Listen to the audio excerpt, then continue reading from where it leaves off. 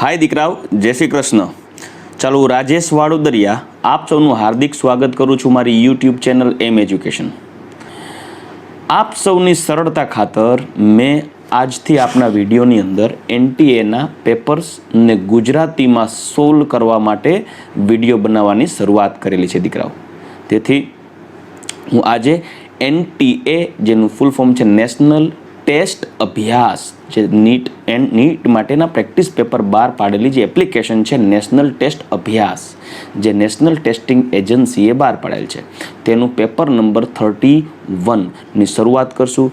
દીકરાઓ, આપ સૌની સમક્ષ ઇંગ્લિશમાં ક્વેશ્ચન આપેલ છે, પરંતુ હું એ ક્વેશ્ચનનું ગુજરાતી કરી અને આપ સૌને ક્વેશ્ચન સમજાવીશ અને તેનો કરેક્ટ આન્સર કયો આવશે તેનું સોલ્યુશન પણ સાથે સમજાવતો જઈશ. રાઈટ?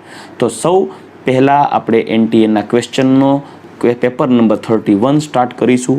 ક્વેશ્ચન છે, which of the following is a pair of geometric isomer? મતલબ કે નીચેના પૈકી કઈ જોડ એ ભૌમિતિક સમઘટકોની જોડ છે? રાઈટ? ભૌમિતિક સમઘટકો દીકરાઓ. તો સૌ પ્રથમ સમઘટકતાની વાત કરીએ તો ભૌમિતિક સમઘટકતા એ અવકાશીય સમઘટકતાનો એક ભાગ છે. તો આપ સૌ જોઈ શકો છો, અહીંયા જે પહેલું સ્ટ્રક્ચર આપેલ છે, જેમાં કાર્બન ઉપર ફર્સ્ટ નંબર આપીએ, સેકન્ડ નંબર આ કાર્બનને આપીએ, થર્ડ નંબર આ કાર્બનને આપીએ IUPAC નામકરણ માટે. રાઈટ? અહીંયા BR અને CLને ધ્યાનમાં રાખીએ તો ફર્સ્ટ, સેકન્ડ, થર્ડ IUPACના નિયમ અનુસાર અહીંયા as it is first, second, third, first, second, third. પરંતુ પહેલા અને ચોથા આ ચાર બંધારણને દીકરાઓ તમે ધ્યાનમાં લેશો, જેમાં પહેલા અને ચોથા બંધારણમાં જુઓ તો ખ્યાલ પડશે કે પહેલા બંધારણમાં BR અને CL પહેલા કાર્બન ઉપર છે, જ્યારે ચોથા બંધારણમાં પણ BR અને CL બંને પહેલા કાર્બન ઉપર જ છે. જ્યારે બાકીના બે બંધારણો તમે જોઈ શકો છો, બીજું અને ત્રીજું, કે જેની અંદર BR અને CL એ જુદા જુદા કાર્બન ઉપર કનેક્ટેડ છે.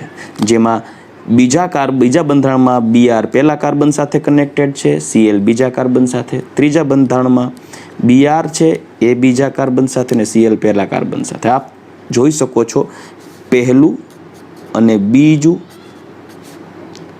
પહેલું અને ત્રીજું, આ ઉપરાંત બીજું અને ત્રીજું, ત્રણેયમાં ક્રિયાશીલ સમૂહના સ્થાન જુદા જુદા છે. ક્રિયાશીલ સમૂહના સ્થાન જુદા જુદા છે. બંધારણીય સૂત્ર જ ઉપરથી ખ્યાલ પડે છે, ક્રિયાશીલ સમૂહના સ્થાન જુદા છે. આથી આ જોડ એ બંધારણીય સમઘટક છે.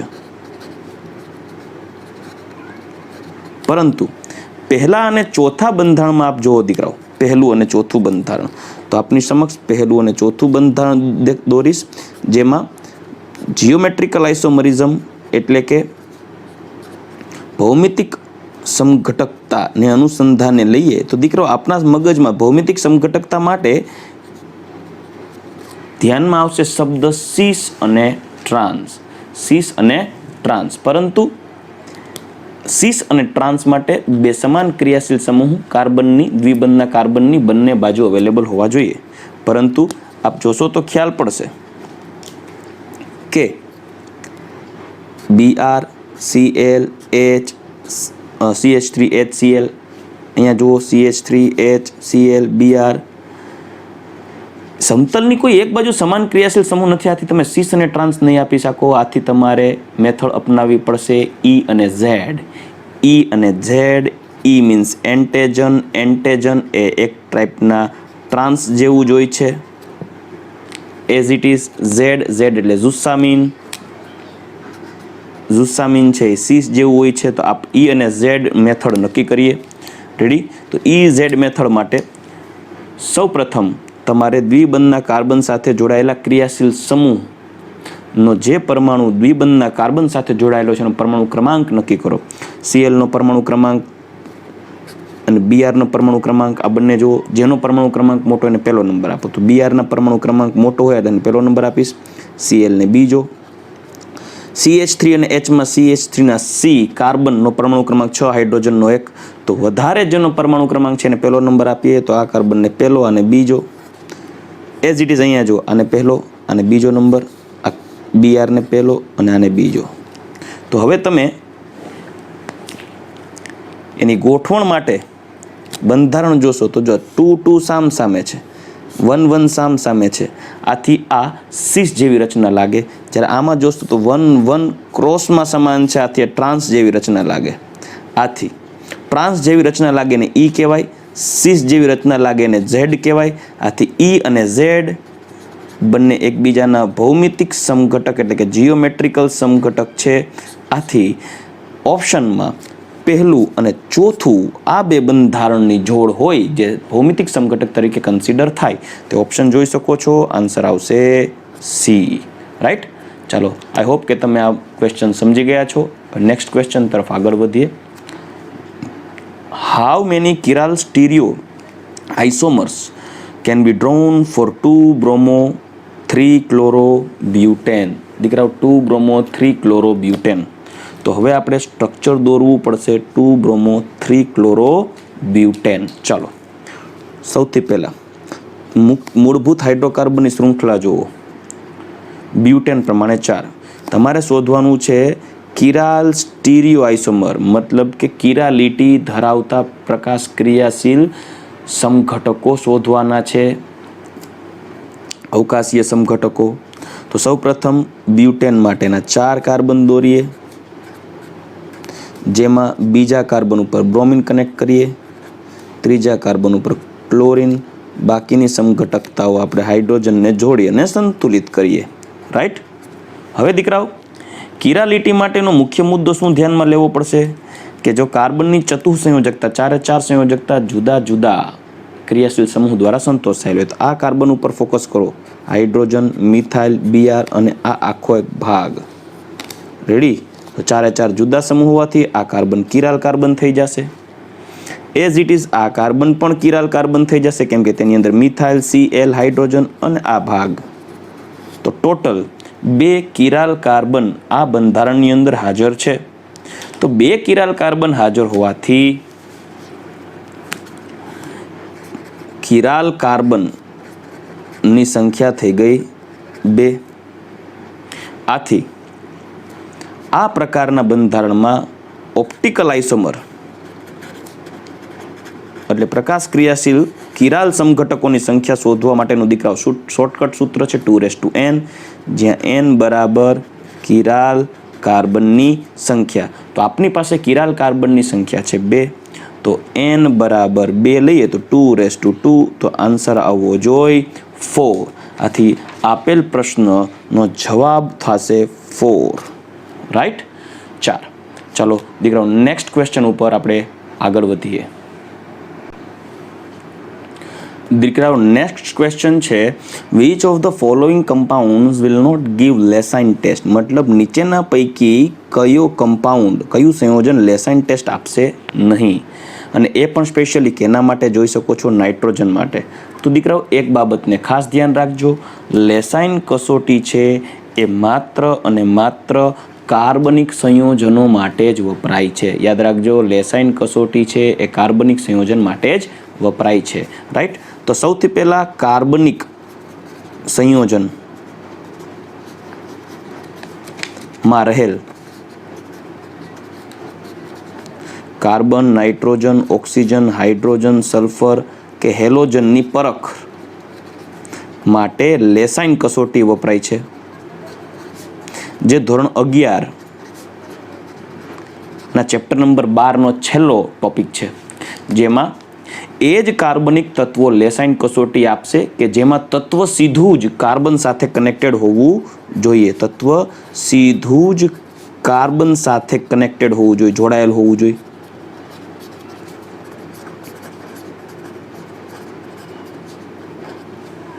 પરંતુ હાઇડ્રેઝિનમાં જોઈ શકો છો, હાઇડ્રેઝિનમાં નાઇટ્રોજન સીધો કાર્બન સાથે કનેક્ટેડ નથી દીકરાઓ. રેડી. આપ જોઈ શકો છો ફિનાઇલ હાઇડ્રેઝિનમાં નાઇટ્રોજન સીધો કાર્બન સાથે કનેક્ટેડ છે. ડાયએઝોબેન્ઝીનમાં નાઇટ્રોજન સીધો કાર્બન સાથે કનેક્ટેડ છે, જ્યારે યુરિયા છે દીકરાઓ, યુરિયામાં પણ નાઇટ્રોજન છે એ સીધો કાર્બન સાથે કનેક્ટેડ છે. પરંતુ હાઇડ્રેઝિનમાં કોઈ પણ કાર્બન નાઇટ્રોજન સાથે કનેક્ટેડ ન હોવાથી આપેલ પ્રશ્નનો જવાબ આવવો જોઈએ એ, કે જે લેસાઇન કસોટી આપશે નહીં. રાઈટ. ચાલો નેક્સ્ટ ક્વેશ્ચન નંબર 4 તરફ આગળ વધીએ દીકરાઓ. ક્વેશ્ચન છે, how many grams of ice, મતલબ કે બરફ, how many grams of ice at 0 degrees Celsius can be melted by the addition of 500 joule of heat. मतलब 0 डिग्री सेल्सियस तापमाने જ્યારે બરફમાં 500 જૂલ હીટ એટલે કે ઉષ્મા પસાર કરવામાં આવે ત્યારે કેટલા ગ્રામ બરફ પીગળશે, કેટલા ગ્રામ બરફ પીગળશે. રાઈટ. 0 ડિગ્રી સેલ્સિયસ તાપમાને રાખેલા બરફમાં 500 જૂલ હીટ એપ્લાય કરવામાં આવે છે ત્યારે કેટલા ગ્રામ બરફ પીગળશે. દીકરાઓ તમને અહીંયા હિન્ટ આપેલી છે, molar heat of fusion of ice 6.02 molar heat. ચલો, ડેલ્ટા એચ ફ્યુઝન એટલે કે ગલન એ આપેલું છે 6.02 કિલો જૂલ પર મોલ એટલે 6020 જૂલ પ્રતિ મોલ. રાઈટ. પરંતુ દીકરાઓ 1 મોલ બરફ માટે કે 1 મોલ બરફને પીગળવા માટે ટોટલ જે ઉષ્માની જરૂર છે એનું મૂલ્ય છે 6020. હવે 1 મોલ H2O એટલે 18 ગ્રામ થાય. આથી કહી શકાય કે 18 ગ્રામ H2O ને પીગાળવા 6020 જૂલ ઉષ્માની જરૂર પડે. પરંતુ પ્રતિ એક જોઈ શકો છો, પ્રતિ 1 ગ્રામ H2O ને પીગાળવા કેટલી ઉષ્માની જરૂર પડે, તો એ લખી લઈએ. 1 ગ્રામ H2O ને પીગાળવા કેટલી ઉષ્માની જરૂર પડે, તો આન્સર આવવો જોઈએ 620/18. ચલો, આટલી જૂલ ઉષ્માની જરૂર પડે 1 ગ્રામ H2O ને પીગાળવા. આપણો પ્રશ્ન છે કેટલા ગ્રામ H2O પીગળશે 500 ગ્રામ ઉષ્મા પસાર કરશું ત્યારે. ચલો, આપણે એટલી ખબર પડી ગઈ કે જો 6020/18 આટલા મૂલ્ય જેટલી ઉષ્મા આપણે 1 ગ્રામ બરફને પીગાળવા માટે વપરાશે, તો 500 જૂલ જેટલી ઉષ્મા કેટલા ગ્રામ બરફને પીગાળી શકે. રાઈટ. તો ત્રિરાશિ વાપરીએ તો 6020/18 જૂલ ઉષ્મા 1 ગ્રામ આઈસને પીગાળે, તો 500 જૂલ ઉષ્મા કેટલા બરફના ગ્રામ પીગાળશે. આથી જવાબ આવશે 500/6020 ઉપર આવશે 18. રાઈટ.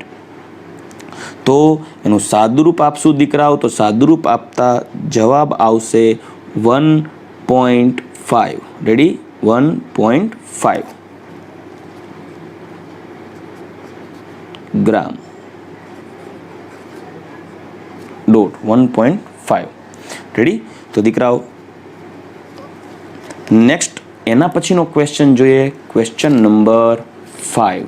દીકરાઓ પ્રશ્ન જોતા થોડો લેન્ધી લાગે છે, પરંતુ પ્રશ્ન જ્યારે સમજવું ત્યારે ઓલમોસ્ટ ઘણા ખરા પ્રશ્નો એવા હોય છે કે તેનો જવાબ એ પ્રશ્નની અંદર જ આપેલો હોય છે. તો દીકરાઓ ફટાફટ આપણે ક્વેશ્ચન ઉપર આગળ વધીએ. 1 gram of sample of substance A at 100 degrees Celsius is added to 100 ml of H2O at 25 degrees Celsius. मतलब 100 ડિગ્રી સેલ્સિયસ તાપમાન ધરાવતા પદાર્થ એ ને 25 ડિગ્રી સેલ્સિયસ તાપમાન ધરાવતા પાણીની અંદર ઉમેરવામાં આવે છે. તો એ જ રીતે using separate 100 ml portion of H2O, મતલબ કે અલગ 100 ml પાણીના જથ્થાની અંદર the procedure is repeated with substance B and then with substance C, then how will the final temperature of water compare? મતલબ કે જ્યારે 1 ગ્રામ એ પદાર્થને 100 ડિગ્રી સેલ્સિયસ તાપમાને રાખી અને તેને 15 ડિગ્રી સેલ્સિયસ તાપમાને 100 ml પાણીમાં ઉમેરવામાં આવે, તેવી જ રીતે અલગ અલગ 100 ml પાણીના જથ્થાની અંદર પદાર્થ બીનો 1 ગ્રામ અને પદાર્થ સીનો 1 ગ્રામ પણ ઉમેરવામાં આવે છે દીકરાઓ, ત્યારે એ ત્રણેય બનતા દ્રાવણના તાપમાનની કમ્પેરિઝન એટલે સરખામણી પૂછેલી છે દીકરાઓ, કે એ તાપમાન એ જે દ્રાવ્ય પદાર્થ છે ધરાવતું જે દ્રાવણ છે 100 ml પાણીમાં એનું તાપમાન વધારે કે બીનું વધારે કે સીનું. તો દીકરાઓ તમને અહીંયા આપી છે સ્પેસિફિક હીટ C4A, C4B અને C4C. સ્પેસિફિક હીટ આપેલી છે A, B અને Cની, જેને આપણે કહીએ છીએ વિશિષ્ટ ઉષ્મા. દીકરા વિશિષ્ટ ઉષ્મા એટલે 1 ડિગ્રી સેલ્સિયસ તાપમાન વધારવા માટે આપવી પડતી ઉષ્મા. ચાલો એ માટે છે 0.6 જૂલ ગ્રામ ઇન્વર્સ ડિગ્રી સેલ્સિયસ ઇન્વર્સ. અહીંયા છે 0.4 ગ્રામ ઇન્વર્સ ડિગ્રી સેલ્સિયસ ઇન્વર્સ. અહીંયા છે 0.2 ગ્રામ ઇન્વર્સ ડિગ્રી સેલ્સિયસ ઇન્વર્સ. હવે દીકરાઓ આપ જોઈ શકો છો જે પદાર્થની સ્પેસિફિક હીટ વધારે છે, હવે એનું ટેમ્પરેચર આપણે કરવું છે 100 ડિગ્રી સેલ્સિયસ. આપ જોઈ શકો છો, મતલબ કોઈ એ પદાર્થનું તાપમાન 100 ડિગ્રી સેલ્સિયસ લઈ જવું હોય, રાઈટ, તો એ 1 ગ્રામ પદાર્થના 1 ડિગ્રી સેલ્સિયસ તાપમાનમાં વધારો કરવો હોય તો 0.6 જૂલ ઉષ્માની જરૂર પડે. તો 100 ડિગ્રી સેલ્સિયસ લઈ જવા માટે એપ્રોક્સ 60 જૂલ ઉષ્મા જોશે, રાઉન્ડ ઓફ આપણે વિચારીએ તો બી પદાર્થ માટે 40 જૂલ જોશે, સી પદાર્થ માટે 20 જૂલ જોશે. આથી 60 જૂલ જેટલી ઉષ્મા ધરાવતો 1 ગ્રામ પદાર્થ એને પાણીમાં નાખો, બરાબર. 1 ગ્રામ પદાર્થનું 100 ડિગ્રી સેલ્સિયસ તાપમાન વધારવું છે. આ છે હીટ કેપેસિટી, વિશિષ્ટ ઉષ્મા ક્ષમતા, રેડી, પ્રતિ ગ્રામ છે એટલે મતલબ 1 ગ્રામ પદાર્થનું 1 ડિગ્રી સેલ્સિયસ તાપમાન વધારવા માટે 0.6 જૂલ ઉષ્માની જરૂર પડે છે. તો આ પદાર્થનું 100 ડિગ્રી સેલ્સિયસ તાપમાન રાખેલ છે તો 60 જૂલ ઉષ્મા આની અંદર હશે. આના માટે વપરાયેલી ઉષ્મા હશે 40 હશે, આના માટે હશે 20 હશે પ્રતિ 100 ડિગ્રી સેલ્સિયસ, રેડી. હવે તેને 25 ડિગ્રી સેલ્સિયસ ધરાવતા પાણીમાં વારાફરતી 1 by 1 અલગ અલગ સોલ્યુશન બનાવીએ તો 25 ડિગ્રી સેલ્સિયસ ધરાવતા પાણીની અંદર CA પદાર્થ આવે ત્યારે, એટલે કે એ પદાર્થ ઉમેરવામાં આવે ત્યારે 60 જૂલ જેટલી ઉષ્મા ઉમેરાયેલી હશે. બી પદાર્થ હોય તો 40 જૂલ જેટલી, સી પદાર્થ હોય તો 20 જૂલ જેટલી. અને જેમાં ઉષ્માનો જથ્થો વધારે ઉમેરાય તેમાં ઉષ્મીય સ્તર ઊંચું આવે, અને ઉષ્મીય સ્તર ઊંચું આવે તેનું તાપમાન વધે, કેમ કે તાપમાન છે એક પ્રકારના ઉષ્મીય સ્તરનો નિર્દેશ કરે. આથી વધુ ઉષ્મા ઉમેરવામાં આવે દ્રાવણનું તાપમાન વધે. આ બહુ દીકરો લોજિકલ કોન્સેપ્ટ છે, હું તમને લોજિકલી સમજાવું છું. આની ગણતરી કરવામાં ખોટો ટાઈમ બગડે એના કરતાં બેટર છે જેટલું લોજિક વધારે મારશો, જેટલી શોર્ટકટ ટ્રીક અપનાવશો એટલું પેપર ઝડપથી સોલ્વ થાય, રાઈટ.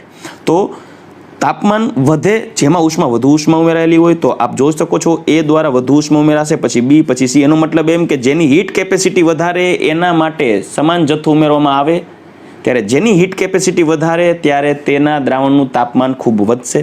આથી વધારે તાપમાન આવવું જોઈએ એના દ્રાવણનું, પછી બીનું અને પછી સીનું. તો એને આધારે આન્સર આવવો જોઈએ સી, રાઈટ.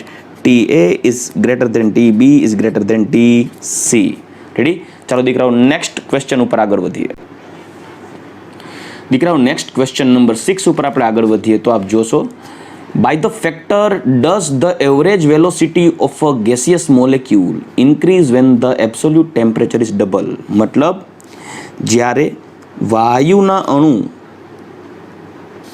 તાપમાન બમણું કરવામાં આવે, મતલબ શરૂઆતના તાપમાન કરતાં બમણું કરવામાં આવે ત્યારે તેની સરેરાશ વેગ એવરેજ વેલોસિટી સરેરાશ વેગમાં કેટલો વધારો થશે? તો એના માટે સૌપ્રથમ તમારે સરેરાશ વેગનું સૂત્ર યાદ રાખવું પડશે દીકરાઓ.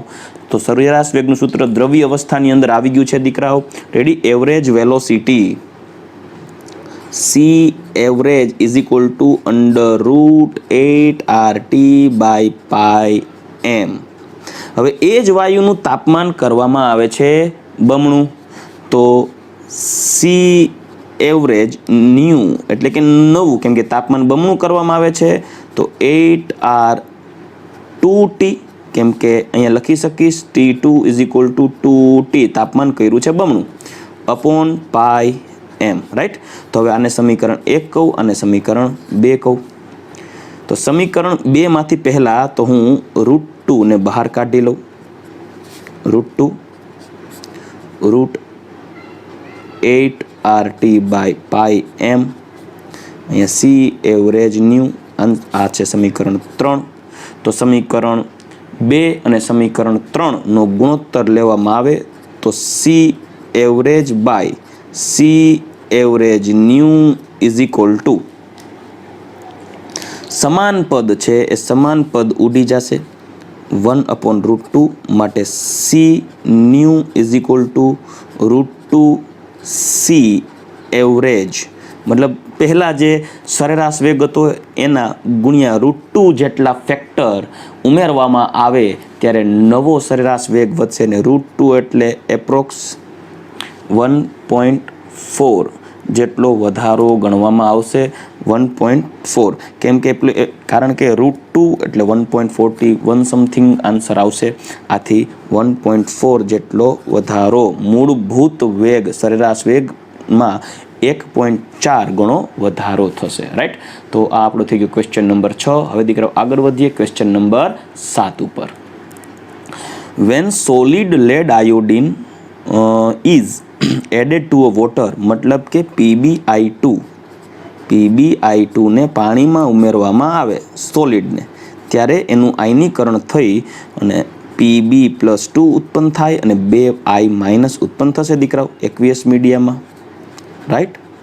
હવે the equilibrium constant for I- becomes 2.6 × 10⁻³ molar, એટલે કે I- નો સંતુલન સાંદ્રતાનું મૂલ્ય 2.6 × 10⁻³ છે. તો PbI2 ના દ્રાવ્યતા ગુણાકાર KSP નું મૂલ્ય કેટલું થશે? તો દીકરાઓ એના માટે સૌપ્રથમ આપણે KSP નું મૂલ્ય ગણવું પડશે. તો તમને PbI2 માંથી જ્યારે આયનીકરણ થઈ સંતુલન I- ની સાંદ્રતા આપેલી છે 2.6 × 10⁻³ પણ આપ જાણો છો સંતુલને 2I- અને એક Pb+2 ઉત્પન્ન થાય, મતલબ કે I- ની બમણી સાંદ્રતા હોય, કેમ કે 2I- છે આપ જોઈ શકો છો, ત્યારે એક Pb+2 ઉત્પન્ન થાય, મતલબ I- ની સાંદ્રતા Pb+2 ની સાંદ્રતા કરતાં બમણી હોય. રેડી, I- ની સાંદ્રતા એ Pb+2 ની સાંદ્રતા કરતાં બમણી હોય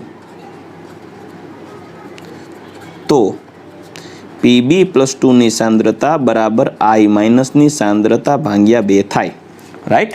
તો માટે KSP નું સૂત્ર મૂકીએ તો KSP બરાબર Pb+2 ની સાંદ્રતા × I- ની સાંદ્રતાનો સ્ક્વેર, બરાબર, અલ્પદ્રાવ્ય ક્ષારનો દ્રાવ્યતા ગુણાકાર. Pb+2 ની સાંદ્રતા એટલે I- ની સાંદ્રતા ભાગ્યા 2 એટલે 2.6 × 10⁻³ × 2.6 × 10⁻³ × 2.6 × 10⁻³ ચલો, રાઈટ, કેમ કે એનો સ્ક્વેર છે. તો પરિણામી જ્યારે એની ગણતરી કરવામાં આવે તો આપ જોઈ શકો છો અહીંયા આવશે 1.3 13×2 બરાબર, 1.3 × 2.6 × 2.6, તો આન્સર આવશે 8.8. 3 3 6 અને 3 9 × 10⁻⁹, રાઈટ, મોલાર ક્યુબ. આ આવશે KSP નું મૂલ્ય PbI2 માટે. તો એને આ અનુસંધાને જવાબ આવશે બી. રેડી, સાદુરૂપ આપશો 2.6 × 2.6 × 1.3, આન્સર આવશે 8.8. ઓકે, ચાલો નેક્સ્ટ.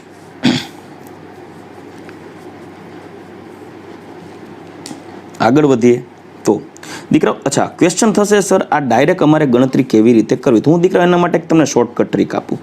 1.3 ઇન્ટુ 2.6 ઇન્ટુ 2.6 આવું છે. તો આપણે એક કામ કરીએ, એપ્રોક્સ રાઉન્ડ ઓફ લઈએ, આને લઈએ 3, આને લઈએ 3 અને આને લઈએ રાઉન્ડ ઓફ 1. તો હવે સાદુરૂપ આપો તો 3 તેરી 9 એકુ 9, તો જવાબ આવવો જોઈએ 9ની નજીક. તો જોઈ શકો છો 8.8 આવે જ છે. Right, this is the shortcut trick. દીકરો આ ટ્રીકને મગજમાં ઉતારો એટલે આપણી નૌકા પાર, સમજી લ્યો. રાઈટ, ચાલો હવે આગળ વધીએ ક્વેશ્ચન નંબર 8 ઉપર.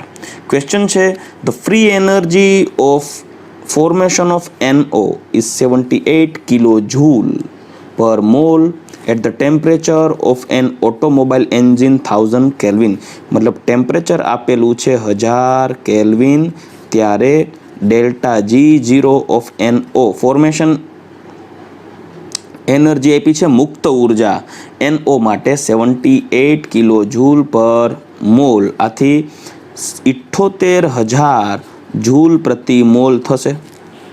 દીકરાઓ 1000 કેલ્વિન તાપમાને એક ઓટોમોબાઈલ એન્જિનમાં NO નાઇટ્રિક ઓક્સાઇડની સર્જન ઉષ્મા એટલે કે સર્જન ઉર્જાનું મૂલ્ય આપ્યું છે 78 કિલો જૂલ, એટલે કે 78,000 જૂલ પ્રતિ મોલ. Ready, what is the equilibrium constant for this reaction at 1000 kelvin? મતલબ આપેલ પ્રક્રિયા માટે સંતુલન અચળાંક કયું હશે? તો સંતુલન અચળાંક એટલે તો મૂલ્ય થાય કે નું મૂલ્ય તમારે શોધવું હોય તો શું કરશું? તો સૂત્ર 2.303 RT log K. રાઈટ, આ પ્રમાણે તમારે ગણતરી કરવી પડશે સંતુલન અચળાંક મેળવવા માટે. તો હવે આપણી પાસે ડેલ્ટા Gનું મૂલ્ય તો આપેલું છે, પરંતુ ડેલ્ટા Gનું મૂલ્ય 78,000 આપણે આંકડો મૂકી દઈએ. ચલો આપણે લોગ કે ને સૂત્રનો કરતા બનાવશું એટલે આ પદને નીચે રાખી દઈએ, ડિવાઈડ બાય -2.303 R જૂલમાં લઈએ 8.314, કેમ કે ડેલ્ટા Gની વેલ્યુ આપણે જૂલમાં લીધી છે અને kelvin 1000 is equal to log K equilibrium. ચલો મીંડી ગઈ. Ready, next. તો log K equilibrium is equal to 78 ને આપણે રાઉન્ડ ઓફ જો 80 લઈએ, રેડી, તો 80 અને આપેલ આ પદનું સાદુરૂપ આપીએ તો 8 દુ 16 એપ્રોક્સ અને આ થાય 80ની નજીક. એટલે એક્ઝેક્ટ તમે જ્યારે આનું સાદુરૂપ આપશો ત્યારે જવાબ આવશે -4.0737. રાઈટ, પરંતુ આપણે આનો એન્ટીલોગ લેવો પડશે, તો કે ઇક્વિલિબ્રિયમ ઇઝ ઇક્વલ ટુ -4.0737 અને એન્ટીલોગમાં કન્વર્ટ કરવા માટે બારમાં ડાયવર્ટ કરવું પડશે. 5 બાર 0.1 આથી 5 બાર 0.9263. આમનો એન્ટીલોગ લઈએ તો 0.92 મીન ડિફરન્સ 3 માં એન્ટીલોગ લેતા આન્સર આવશે 8.459 ઇન્ટુ 10⁻⁵. તો આ થઈ ગયું સંતુલન અચળાંક કે ઇક્વિલિબ્રિયમનું મૂલ્ય. આન્સર આવશે A. રાઈટ, તો આપ જોઈ શકો છો કે ઇક્વિલિબ્રિયમનું મૂલ્ય 5.9263 અને 5 બાર છે, જે 0.92 માં એન્ટીલોગ લઈએ તો જવાબ આવશે 8.459. પોઈન્ટ પહેલા દશાંશ ચિહ્ન પહેલા જે આંક છે એને 10ની ઘાતમાં માઇનસ ઘાત. રાઈટ, તો આન્સર આવશે A. ચાલો નેક્સ્ટ ક્વેશ્ચન ઉપર આગળ વધીએ. ક્વેશ્ચન નંબર ચલો પ્રશ્ન નંબર 9 માં દીકરા આગળ જોશું. તો ફર્સ્ટ ઓર્ડર રિએક્શન પ્રથમ ક્રમની પ્રક્રિયા આપેલી છે. 2N2O gas it gives 2N2 plus O2 gas. તેમના માટે વેગ અચળાંકનું મૂલ્ય છે 1.3 × 10⁻11 સેકન્ડ ઇનવર્સ 270 ડિગ્રી સેલ્સિયસ તાપમાને, પરંતુ 350 ડિગ્રી સેલ્સિયસ તાપમાને વેગ અચળાંક આપેલ છે 4.5 × 10⁻10. રેડી, તો બે જુદા જુદા તાપમાને વેગ અચળાંકોના મૂલ્યો આપેલા છે. So the what is the activation energy of reaction, મતલબ આપેલ પ્રક્રિયાની સક્રિયકરણ ઉર્જા કઈ? શરૂઆતમાં T1 ટેમ્પરેચર છે, T1 ટેમ્પરેચર છે 270 ડિગ્રી સેલ્સિયસ વત્તા 273 કરીએ એટલે 543 કેલ્વિન. T2 બરાબર આપ્યું છે 350 કેલ્વિન ડિગ્રી 50 ડિગ્રી સેલ્સિયસ વત્તા 273 કરશો એટલે 623 કેલ્વિન થશે, રાઈટ. ચલો K1 આ છે K1 આ છે K2 વેગ અચળાંક, T1 T2 આપેલ છે, એ પૂછ્યું છે, E1 is equal two question mark. Ready? તો સૂત્ર આવું થશે log આર્હેનિયસ સમીકરણ અનુસાર log K2 by K1 is equal to, ready, EA ના છેદમાં 2.303 R 1/T1 માઇનસ 1/T2. ચાલો હવે દીકરાઓ આપણે એનું સાદુરૂપ આપીએ. તો સાદુરૂપ આપતા જણાશે કે log K2 ની વેલ્યુ છે 4.5 10⁻10 divide by 1.3 10⁻11 is equal to E એને સૂત્રનો કરતા બનાવશું 2.303, R ની વેલ્યુ લેશું 8.314, રાઈટ. R ની value 8.314, 1/T1 543 minus 1/623 kelvin. Ready? બેનો લસા લઈએ 623 અહીંયા ગુણીએ 443 અહીંયા ગુણીએ, બેનો તફાવત લઈએ એટલે આવશે 80. જ્યારે અહીંયા સાદુરૂપ આપતા લોગની વેલ્યુ થશે 1.534, એ સૂત્રનો કરતા બનાવશું, બેનો ગુણાકાર 8 દુ 16 23 ગુણ્યા 8 સમથિંગ કરીએ તો આન્સર આવશે એપ્રોક્સ 8 દુ 16 23 એટલે એપ્રોક્સ 19ની આસપાસ આન્સર આવવો જોઈએ. તો આપણે રાઉન્ડ ઓફ 19 રાખીએ ઇન્ટુ 80/543 ઇન્ટુ 623, રાઈટ. હવે એ ને સૂત્રનો કરતા બનાવીએ તો આન્સર આવશે 1.534 ઇન્ટુ 19 ડિવાઈડ બાય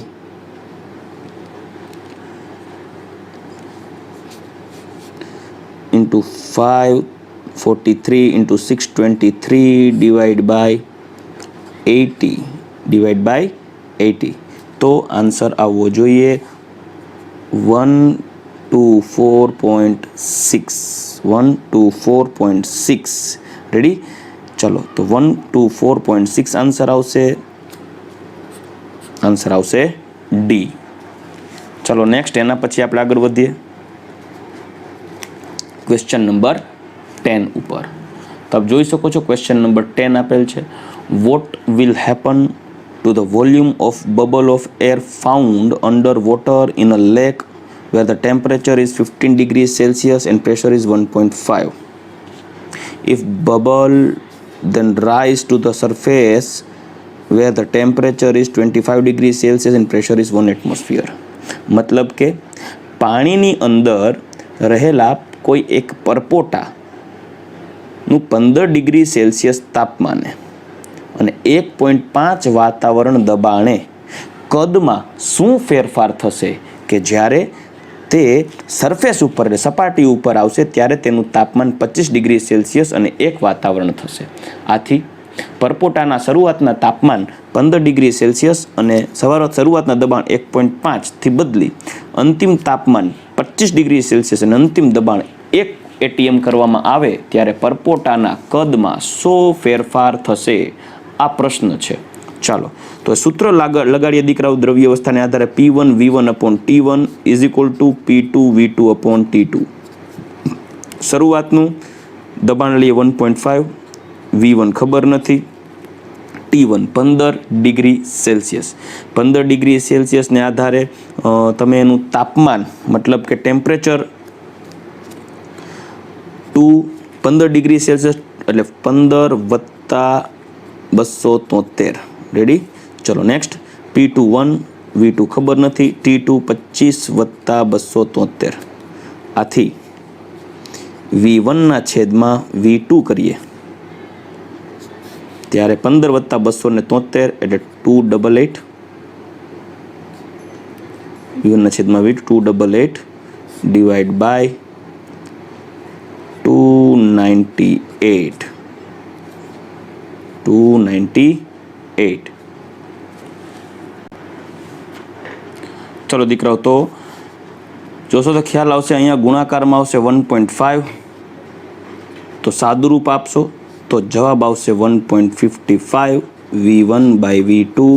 માટે V2 is equal two 1.55 V1, મતલબ કે પરપોટાનું નવું કદ એ મૂળ કદ કરતાં 1.55 ગણું વધશે. So answer is its volume will become greater by factor of 1.55. 1.55 ગણો વધારો થશે. આન્સર આવશે બી. ચલો નેક્સ્ટ એના પછી છે ક્વેશ્ચન નંબર 11.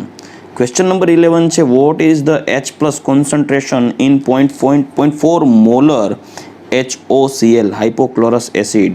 કે એ પણ આપેલો છે, તો એને આધારે આપણે દાખલો કેમ ગણવો? HOCl નિર્બળ એસિડ તરીકે ગણીએ તો H પ્લસ અથવા H3O plus is equal two √KA into C0. √KA આપેલું છે 3.5 ઇન્ટુ 10⁻⁸. C0 છે 0.4. રેડી? તો એનું જ્યારે સાદુરૂપ આપશો તો સાદુરૂપ આપતા 35×4/10 એટલે કે 100 10⁻⁸. આથી 35×4 10⁻⁶. રેડી? તો હવે 140 જવાબ આવશે. 140 ઇન્ટુ 10⁻⁶. સો 1.4 ઇન્ટુ 10⁻⁸. તો આન્સર આવવો જોઈએ 12 144, મતલબ 12નો વર્ગ 144 થાય. આથી રાઉન્ડ ઓફ જ્યારે 1.44 મતલબ 12નો વર્ગ કરો તો 144 થાય. તો એનો મતલબ એમ કે જ્યારે તમે આનું સાદુરૂપ આપો તો આન્સર આવશે એપ્રોક્સ 1.2 ઇન્ટુ 10⁻⁴. રેડી? આ આવશે H3O પ્લસની સાંદ્રતા. ચાલો નેક્સ્ટ એના પછી ક્વેશ્ચન આગળ વધારીએ અને આ છે H3O પ્લસની સાંદ્રતા. સાદુરૂપ આપતા જણાશે. આન્સર આવશે બી. દીકરાઓ નેક્સ્ટ ક્વેશ્ચન છે, sodium chloride NaCl usually crystallize in a face centred cubic lattice એટલે કે FCC રચના ધરાવે છે. And how many ions are in contact with any single Na plus ion. મતલબ કે NaClની રચના એ એક પ્રકારની FCC રચના છે. રાઈટ? FCC રચના છે જેમાં FCC રચનામાં પ્રત્યેક ખૂણા અને ફલકના કેન્દ્રમાં જો Cl માઇનસ હોય તો પ્રત્યેક અષ્ટફલકીય છિદ્રની અંદર Na પ્લસ હાજર હોય છે. અને FCC રચનામાં પ્રત્યેક Na પ્લસ આયનની આજુબાજુ 6 Cl માઇનસ અને પ્રત્યેક Cl માઇનસની આજુબાજુ 6 Na પ્લસ રહેલા હોય છે. મતલબ કોઓર્ડિનેશન નંબર Na પ્લસ માટે પણ 6, Cl માઇનસ માટે પણ 6. આથી કહી શકાય કે પ્રત્યેક Na પ્લસ આયનની આજુબાજુ કુલ 6 Cl માઇનસ હોવાથી આન્સર આવવો જોઈએ બી. રાઈટ? નેક્સ્ટ એના પછી ક્વેશ્ચન નંબર 13 ઉપર આગળ વધીએ તો 13, what is the osmotic pressure? Right? what is the osmotic pressure of 0.002 mole per decimeter cube solution of sugar. મતલબ ખાંડનું એક દ્રાવણ આપ્યું છે 0.002 મોલ પર ડેસીમીટર ક્યુબ. જો ડેસીમીટર ક્યુબને મીટર ક્યુબમાં કન્વર્ટ કરીએ તો સાંભળજો, જો ડેસીમીટર ક્યુબને મીટર ક્યુબમાં કન્વર્ટ કરીએ તો સી કોન્સન્ટ્રેશન 0.002 મોલ પર ડેસીમીટર ક્યુબ, તો 2 મોલ પર metre cube. It means molar -3. Right? ચાલો હવે ડેસીમીટર ક્યુબને મીટર ક્યુબમાં કન્વર્ટ કરી નાખેલું છે. તમને સોલ્યુશન આપેલું છે 20 ડિગ્રી સેલ્સિયસ તાપમાને પાઈ પૂછેલું છે. તો પાઈ is equal two I into CRT, પણ સુક્રોઝ વિદ્યુત અવિભાજ્ય હોવાથી I 1 થશે. રેડી? હવે તો પાઈ is equal two concentration 2 R 8.314. Ready? 8.314. 8.314 temperature T લઈ અને એ છે 20 ડિગ્રી સેલ્સિયસ એટલે 293. એટલે એપ્રોક્સ આન્સર આવશે, ગણતરી કરશો એટલે 4872004 પાસ્કલ. એટલે આન્સર આવવો જોઈએ એ. રાઈટ? સાદુરૂપ આપવાનો છે, જસ્ટ ગુણાકાર કરવાનો છે. 2 ગુણ્યા 8.314. દીકરા આ તમને આન્સર પાસ્કલમાં આપેલ છે એટલે મેં 8.314 જ રાખેલ છે. બાકી જવાબ આવશે 8.314 ગુણ્યા 10⁻2 પ્રમાણે આન્સર લેવો જોઈએ. પરંતુ તમે જોશો તો ખ્યાલ પડશે કે તમને પાસ્કલમાં ઓપ્શન્સ આપેલા છે એટલે આપણે જવાબ પાસ્કલમાં ફેરવવો જરૂરી છે. રેડી? તો ચાલો નેક્સ્ટ. એના પછી ક્વેશ્ચન છે 14મો પ્રશ્ન છે. Calculate the wavelength of light required to break the bond between 2 chlorine atom in a chlorine molecule. મતલબ કે ક્લોરિન અણુ એટલે કે ક્લોરિન અણુ છે એની અંદર આ બંધને તોડવા માટે જરૂરી ઉર્જા ધરાવતા વિકિરણની વેવલેન્થ એટલે કે તરંગ લંબાઈ પૂછેલી છે. Clમાં રહેલા બંધ Cl2 અણુમાં રહેલા બંધને તોડવા માટે જરૂરી ઉર્જા માંગેલી છે. રાઈટ? જેમાં એ ઉર્જાની તરંગ લંબાઈ માંગેલી છે, જેમાં બંધ ઉર્જા આપી છે delta H bond is equal two 243 kilo joule. 243 kilo joule per mall. Cl બંધ તોડવા છે 1 કિલો જૂલ 243 કિલો જૂલ પ્રતિ મોલ જેટલી ઉર્જા આપેલી છે.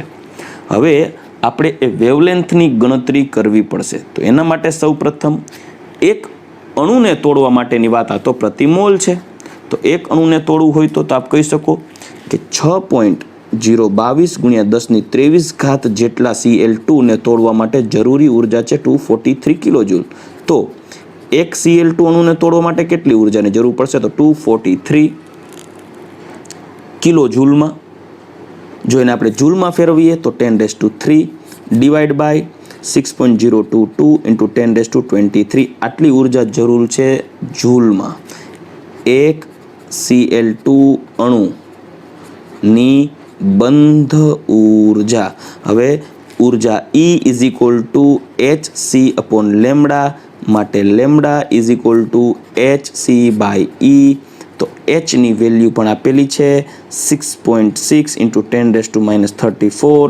Cની વેલ્યુ છે 3 ઇન્ટુ 10⁸8 ડિવાઈડ બાય એનર્જીની વેલ્યુ છે 243 ઇન્ટુ 10⁻³ ડિવાઈડ બાય 6.022 10⁻23. રાઈટ? તો બધા આંકડાનું સાદુરૂપ આપવું જરૂરી છે દીકરાઓ. તો જ્યારે સાદુરૂપ આપશો ત્યારે 6.6 ઇન્ટુ 6.022 છેદનો છેદ અંશમાં આવી જશે. Right? Into 3 divide by 243 divide by 243. 10⁻³ ઉપર લઈ લ્યો તો 10⁻+ થઈ જશે. સોરી, એનર્જીની વેલ્યુ પ્લસમાં છે, -10⁻³ છે. તો 10⁻³ ઉપર લઈ લ્યો, -3 થઈ જશે એટલે 10⁻34 10⁸ 10⁻3. આ બધા અંકનું જ્યારે સાદુરૂપ આપશો દીકરાઓ તો તમારે જવાબ આવશે 4.9 ઇન્ટુ 10⁻⁻7. રેડી? મીટરમાં. તો આન્સર આવશે સી.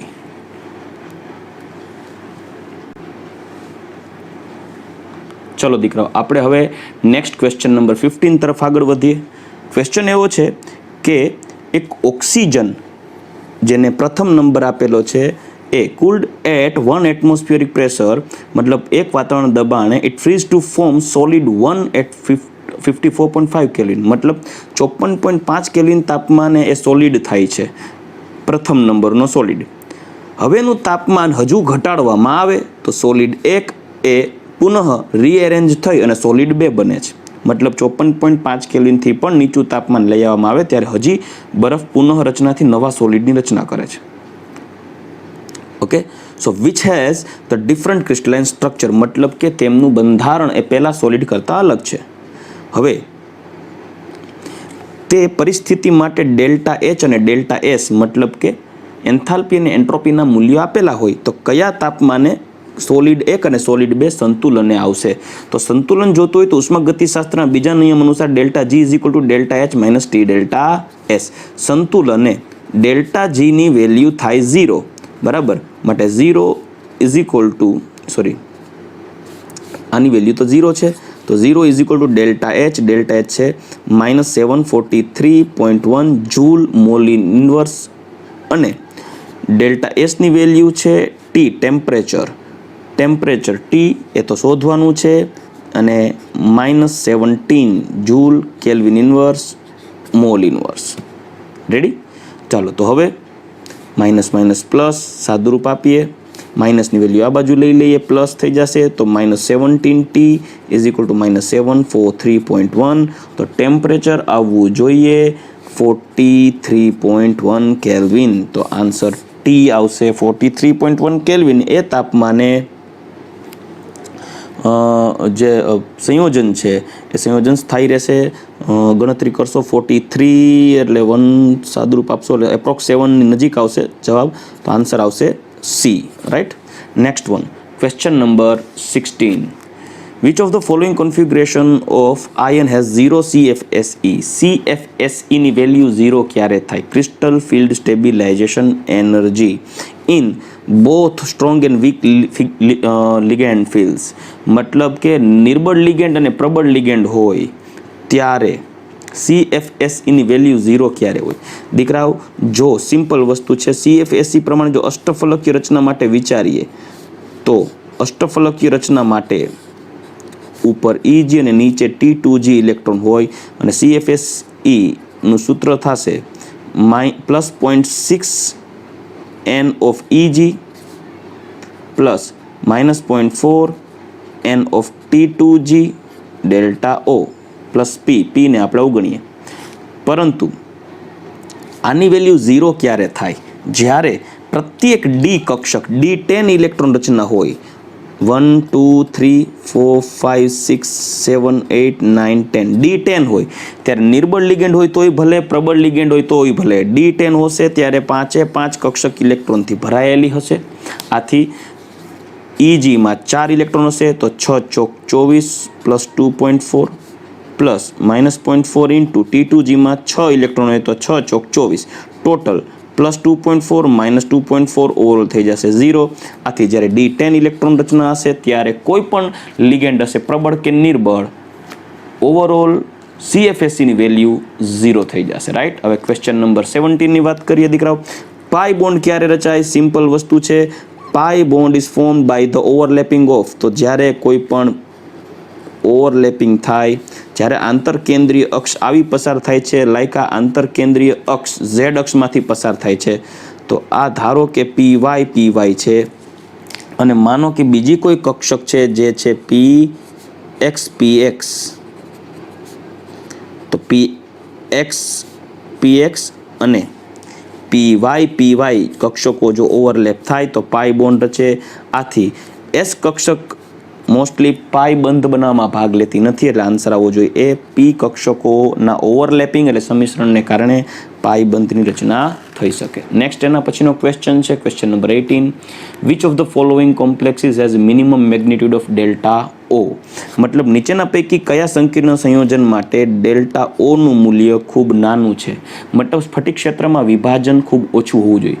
દીકરાઓ આના માટે તમારે CFSE ના મૂલ્યની ગણતરી કરવી પડે, પરંતુ એ જે ન કરવું હોય તો હું તમને એક શોર્ટકટ ટ્રીક આપી દઉં. જેમ લિગેન્ડ નિર્બળ હશે દીકરાઓ, સાંભળજો, જેમ લિગેન્ડ નિર્બળ હશે તેમ ડેલ્ટા O નું મૂલ્ય નાનું હશે.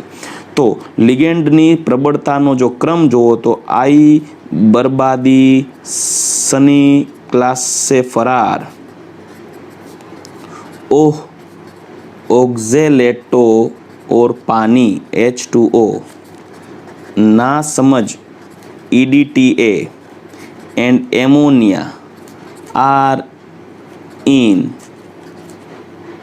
North Canada and Colombo. આ ક્રમશઃ ચડતો ક્રમ દીધેલો છે. એમાં જોઈ શકો છો Cl લિગેન્ડની પ્રબળતા H2O કરતાં ઓછી હોવાથી સૌથી નિર્બળ લિગેન્ડ છે એ Cl યુક્ત સંકીર્ણ સંયોજનમાં છે. આથી નિર્બળ લિગેન્ડ હોવાને કારણે એમાં અષ્ટફલકીય ક્ષેત્રમાં થતું વિભાજન ખૂબ ઓછું હશે. આથી આન્સર આવવો જોઈએ C.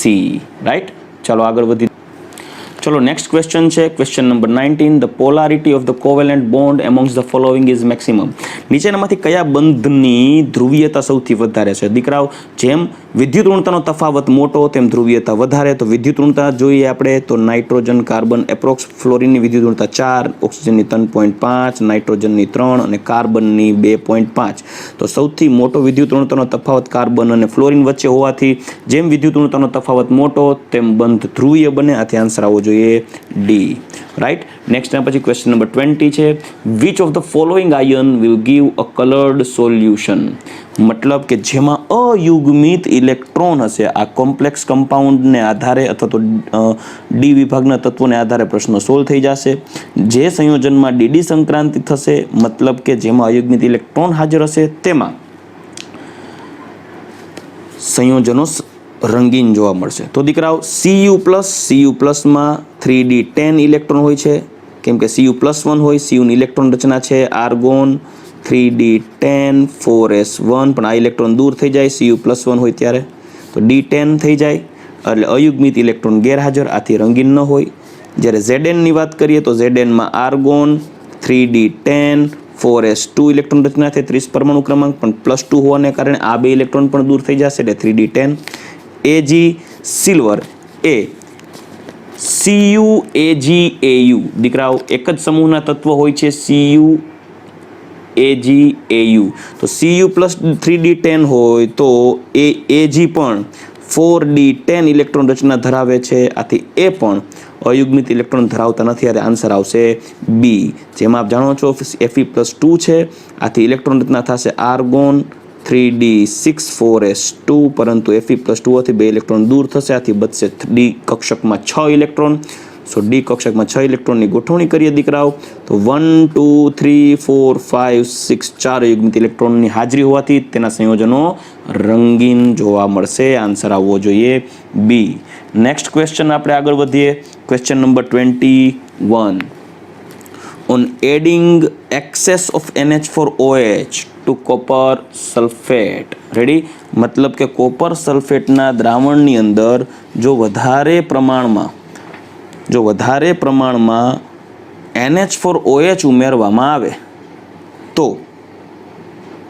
પેલું deep blue color solution is obtained.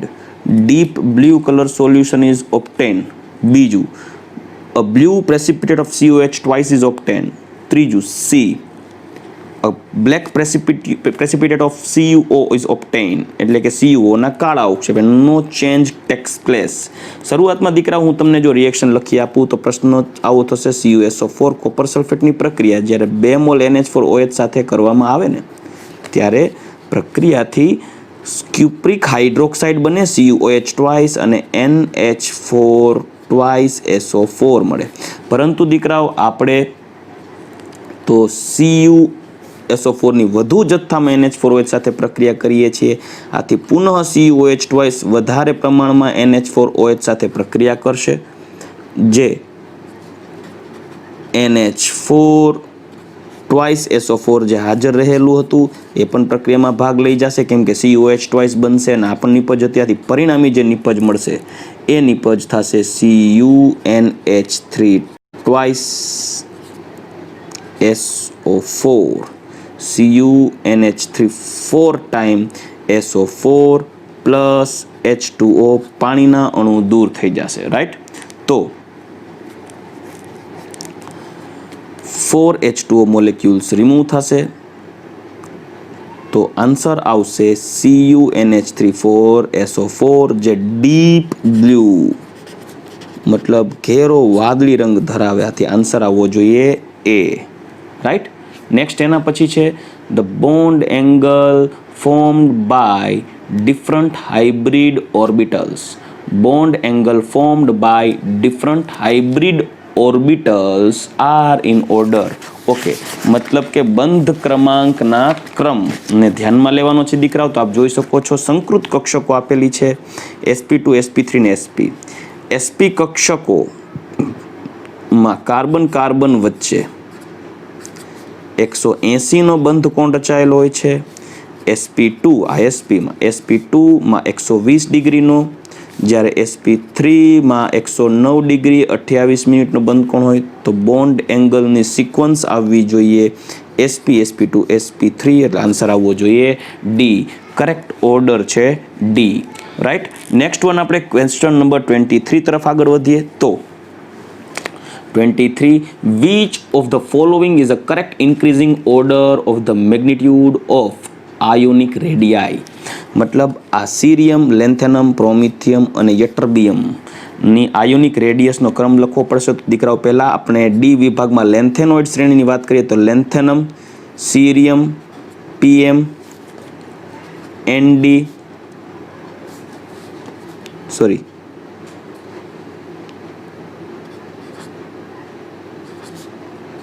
PM, SM, EU, GD,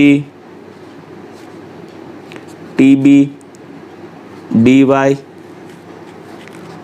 HO, ER, TM, YB, LU. 1 2 3 4 5 6 7 8 9 10 11 12 13 14. Ready. અને 15 કેમ કે લેન્થેનમ પછીના તત્વો 14 થાય. સિરિયાના પ્રાઇમ મિનિસ્ટર નંદલાલ પદ્માને સમજાવી યુરોપ ગયા. ત્યાં ગોળ ખાતા ટીબી અને ડાયરિયા થયા. પછી હોશ ગુમાવી અરબો કમાણા ટમેટા જેવા યલો બ્લુ થઈ લૂંટાણા. This is the code for lanthanoid series. દીકરાઓ આવર્ત કોષ્ટકમાં ડાબી બાજુથી જમણી બાજુ જાવ, કદ ઘટે. આથી આ સિક્વન્સ પ્રમાણે કદનો ક્રમ કયો આવવો જોઈએ? સૌથી મોટું કદ હોવું જોઈએ લેન્થેનમ. જોજો સૌથી મોટું કદ હોવું જોઈએ લેન્થેનમ, તો એક જ ઓપ્શન દેખાય છે. ત્યાર પછી આવવું જોઈએ પીએમ, ત્યાર પછી આવવું જોઈએ યટરબિયમ, બરાબર, યટરબિયમ, અને સૌથી ઓછું આપ જોઈ શકો અહીંયા છે લેન્થેનમ, સીરિયમ, પ્રોમિથિયમ, યટરબિયમ. ચાલો આન્સર મળી ગયો દીકરાઓ. કરેક્ટ આન્સર સિક્વન્સ આપેલી છે increasing order B 23. Right. Next one question number 24, the number of unpaired electron in tetrahedral void. ચલો ટેટ્રાહેડ્રલ કમ્પાઉન્ડ ni ન્યુટ્રલ છે, 0 છે આની અંદર. CO લિગેન્ડ પ્રબળ છે. નિકલમાં 3D માં ટોટલ ઇલેક્ટ્રોનની સંખ્યા 3D8, 1 2 3 4 5 6 7 8. 4s ના 2 ઇલેક્ટ્રોન છે, એ 2 ઇલેક્ટ્રોન જમ્પ મારી અને 3Dમાં આવશે કેમ કે કાર્બન મોનોક્સાઇડ પ્રબળ લિગેન્ડ છે, જે 4Pમાં પણ એન્ટર થશે અને sp3 હાઇબ્રિડાઇઝેશનથી ટેટ્રાહેડ્રલ સ્ટ્રક્ચર રચશે. રાઈટ. 4CO, જેથી એના 2 ઇલેક્ટ્રોન છે 4s2ના, એ અહીંયા એન્ટર થશે. આથી એક પણ અયુગ્મિત ઇલેક્ટ્રોન રહેતા નથી. આથી એમાં ઇલેક્ટ્રોનની સંખ્યા, અયુગ્મિત ઇલેક્ટ્રોનની સંખ્યા થશે 0. આન્સર આવવો જોઈએ A. Next one 25, which noble gas is most abundant in atmosphere. મતલબ કે નીચેનામાંથી કયો નિષ્ક્રિય વાયુ એ વાતાવરણમાંથી વધુ જથ્થામાં મળે છે? તો દીકરાઓ યાદ રાખજો, સૌથી વધારે આર્ગોનનો જથ્થો નિષ્ક્રિય વાયુઓ પૈકી પહેલા નંબરે આર્ગોન મળે છે સૌથી વધારે જથ્થામાં. આથી આ પી બ્લોકની અંદર સમૂહ નંબર 18નો અભ્યાસ કરો છો ત્યારે થિયરીના પ્રથમ લીટીની અંદર જ કીધેલું છે. Next one 26, question number 26, which of the following method is used for obtaining aluminium metal? મતલબ નીચેના પૈકી કઈ પદ્ધતિ દ્વારા એલ્યુમિનિયમ ધાતુ મેળવી શકાય છે? જેમાં પહેલો ઓપ્શન છે ઇલેક્ટ્રોલાઇઝિંગ ફ્યુઝડ Al2O3 એન્ડ ક્રાયોલાઇટ. મતલબ એલ્યુમિના અને ક્રાયોલાઇટના મિશ્રણનું વિદ્યુત વિભાજન કરવાથી. ચલો પહેલા જ ઓપ્શનમાં આન્સર પકડાઈ ગયો. By heating of alumina and carbon, મતલબ એલ્યુમિના અને કાર્બનને ગરમ કરવાથી. ખોટું.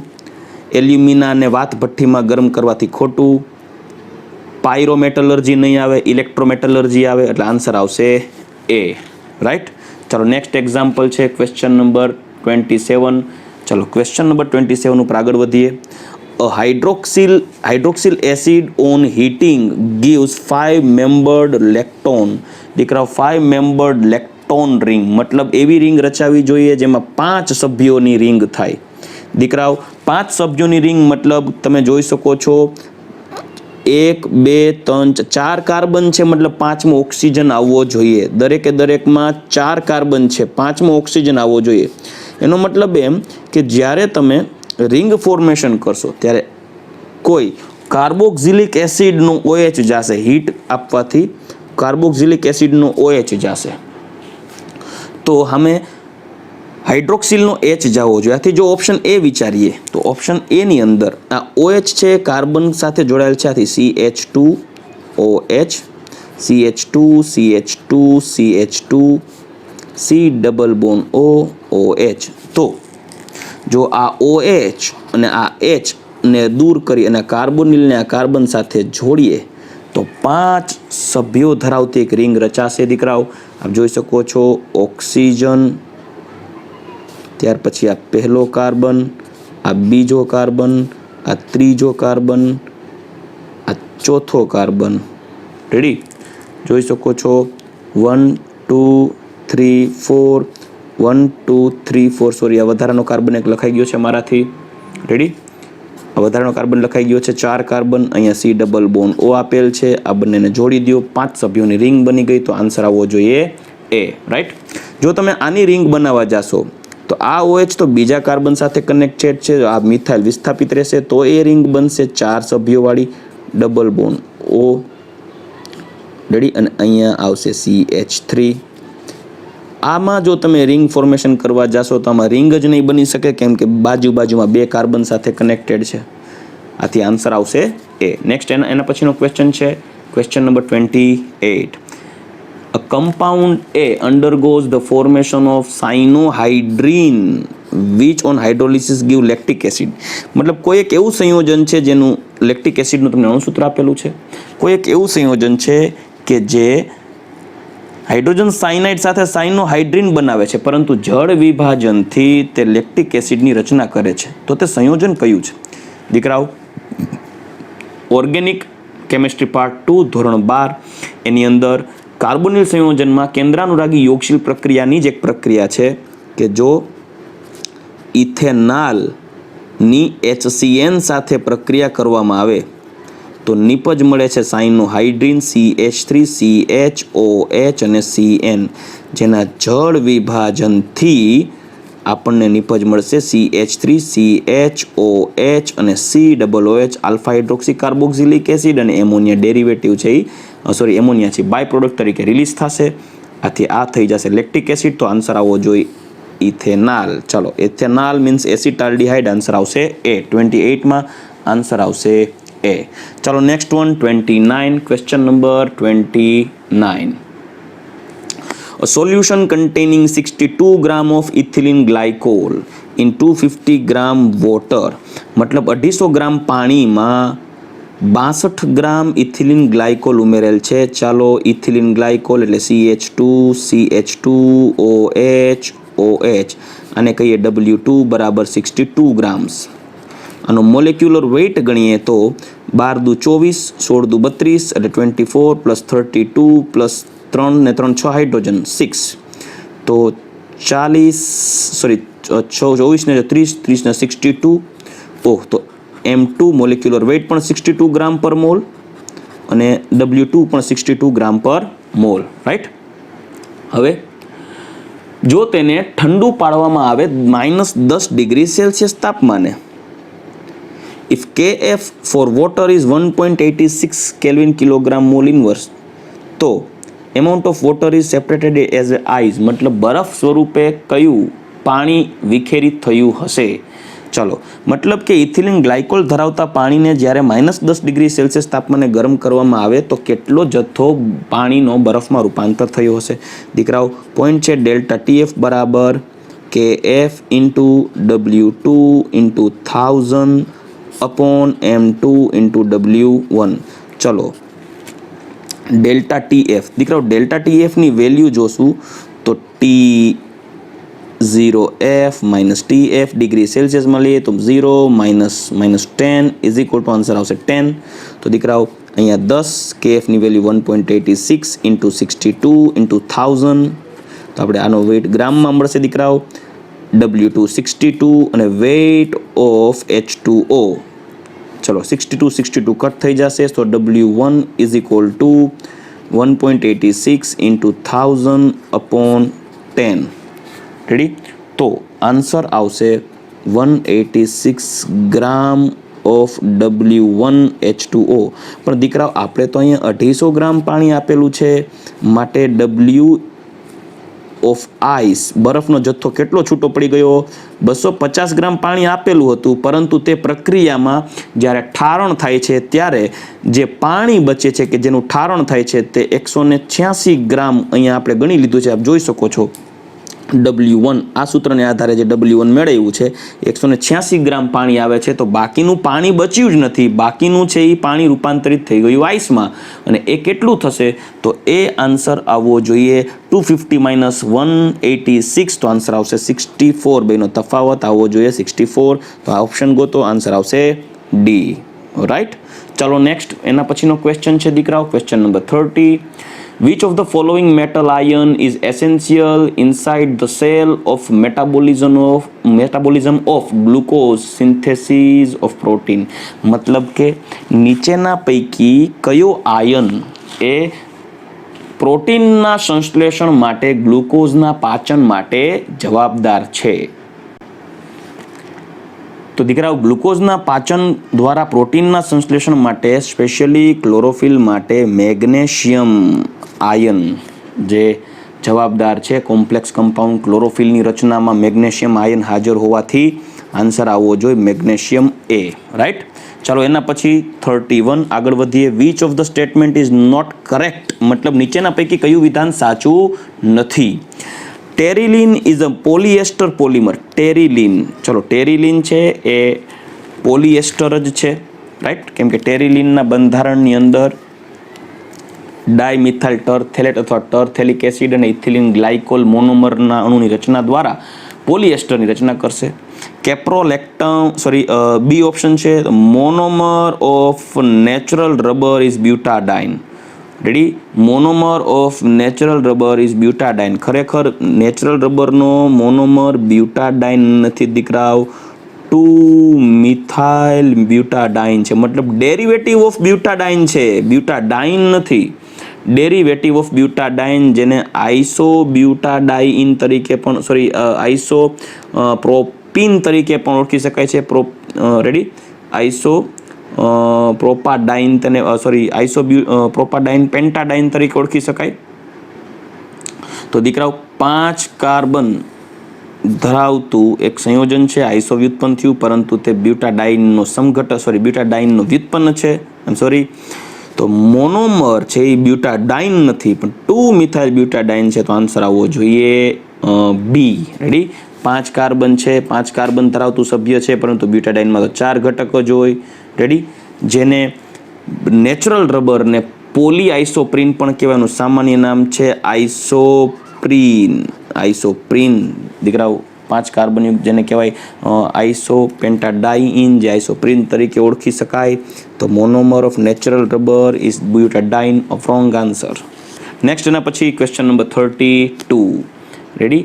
એન્ટીકોડોન transfer RNA for messenger RNA codon CGA. Actually દીકરાઓ આરએનએની અંદર ગ્વાનિન સામે સાઇટોસિન હોય જે ટ્રિપલ બોન્ડથી કનેક્ટેડ હોય, અને એડેનિન સામે યુરેસિલ હોય. રેડી? તો કોડ જોશો તો GCA. એની સામે આરએનએમાં કોડ આવવો જોઈએ જીની સામે સીની સામે જી અને એની સામે યુ. તો CGU ઓપ્શન ગો તો CGU, answer C. It is a most simple. જોઈ શકો છો જીની સામે સીની સામે જી, એની સામે યુ. રેડી? આ સિક્વન્સ અનુસાર. રેડી? જો DNA હોય દીકરાઓ DNA, તો એ આવવું જોઈએ જીની સામે સી અને એની સામે ટી, થાઇમિન. પરંતુ આપણે RNA ની વાત કરેલી છે, તો એનો કોડોનો ઓપોઝિટ આ થશે, આન્સર આવશે સી. રાઈટ? ચલો next question number 33. The number of orbitals associated with the quantum number n is equal to 5 and spin quantum number +1/2. દીકરાઓ સિમ્પલ છે. તમને પૂછવામાં આવેલ છે n is equal to 5, મતલબ 5મી કક્ષા સાથે સંકળાયેલ કક્ષકોની સંખ્યા કેટલી? દીકરાઓ સાંભળજો. 5મી કક્ષા સાથે સંકળાયેલ કક્ષકોની સંખ્યા કેટલી કે જેમાં MS +1/2 હોય? ખરેખર દીકરાઓ પ્રત્યેક કક્ષકોમાં એક +1/2 હોય જ્યારે એક ઇલેક્ટ્રોન -1/2 હોય. આથી n = 5 ધરાવતી કક્ષામાં કુલ કક્ષકો કેટલી? તો દીકરાઓ પ્રત્યેક કક્ષકો ગણવા ન બેસવી હોય તો આપણે ટાઈમ બચાવવા માટે સિમ્પલ એક શોર્ટ ફોર્મ્યુલા છે n², જ્યાં n બરાબર કક્ષાનો ક્રમ, તો 5 નો વર્ગ 25, તો 5 નંબરની જે કક્ષા છે n = 5, તો તેની અંદર સંખ્યા થશે 25. ઓપ્શન આવવો જોઈએ ડી, રાઈટ. એના પછી 34, ક્વેશ્ચન નંબર 34 તમે જોઈ શકો છો. Ammonia released on quantitative reaction of 0.6 gram urea with sodium hydroxide can be neutralized by, મતલબ યુરિયાની NaOH સાથેની પ્રક્રિયાથી. યુરિયાની NaOH સાથે ખરેખર દીકરાઓ પ્રક્રિયા કરાવશો તો 2 મોલ યુરિયા NH2CONH2 સાથે 2 મોલ NaOH પ્રક્રિયામાં ભાગ લેશે, 2 એમોનિયા મોલ બનાવે અને 1 Na2CO3 રિલીઝ થશે. આ 2 મોલ એમોનિયા પ્રોડ્યુસ થાય પ્રતિ 1 મોલ યુરિયા. હવે દીકરાઓ આપ જોઈ શકો છો યુરિયાના મોલ 1 હોય, 1 મોલ યુરિયા હોય ને ત્યારે 2 મોલ NH3 પ્રોડ્યુસ થાય. પરંતુ અહીંયા 0.6 ગ્રામ યુરિયા છે, આથી મોલ ઓફ યુરિયા = 0.6 અને અણુભાર થશે 60 એટલે 0.1. તો 0.1 મોલ યુરિયા હોય ત્યારે 0.2 મોલ એમોનિયા પ્રોડ્યુસ થાય. હવે એમોનિયાનું ન્યુટ્રલાઇઝેશન કરવું છે HCl સાથે, રેડી. તો નીચેના પૈકી કયું ઓપ્શન યોગ્ય થશે? તો જોઈ શકો છો NH3ની જ્યારે HCl સાથે પ્રક્રિયા થાય ત્યારે NH4Cl બને. મતલબ આના 1 મોલ સામે આનો 1 મોલ જોઈ તો 0.2 મોલ સામે આનો 0.2 મોલ જોઈ, તો તમારે 0.2 મોલ HCl હોય એવું ઓપ્શન સિલેક્ટ કરવાનું છે. ચાલો, તો 4 ઓપ્શન પૈકી નોર્માલિટી, પણ HCl તો એક સંયોજકતા ધરાવતો ઘટક છે એટલે નોર્માલિટી અને મોલારિટી બે સમાન થશે. મોલારિટી બરાબર મોલ અપોન વોલ્યુમ. તો દીકરાઓ 0.2 મોલ આવવું જોઈએ, તો 0.2 મોલ આન્સર આવવો જોઈએ. તો એના માટે આપણે વિચારીએ તો આપ જોઈ શકો છો જો મોલારિટી 0.2 હોય મોલ અને વોલ્યુમ હોય 0.1 લીટર, રેડી, 0.1 લીટર, તો જવાબ આવવો જોઈએ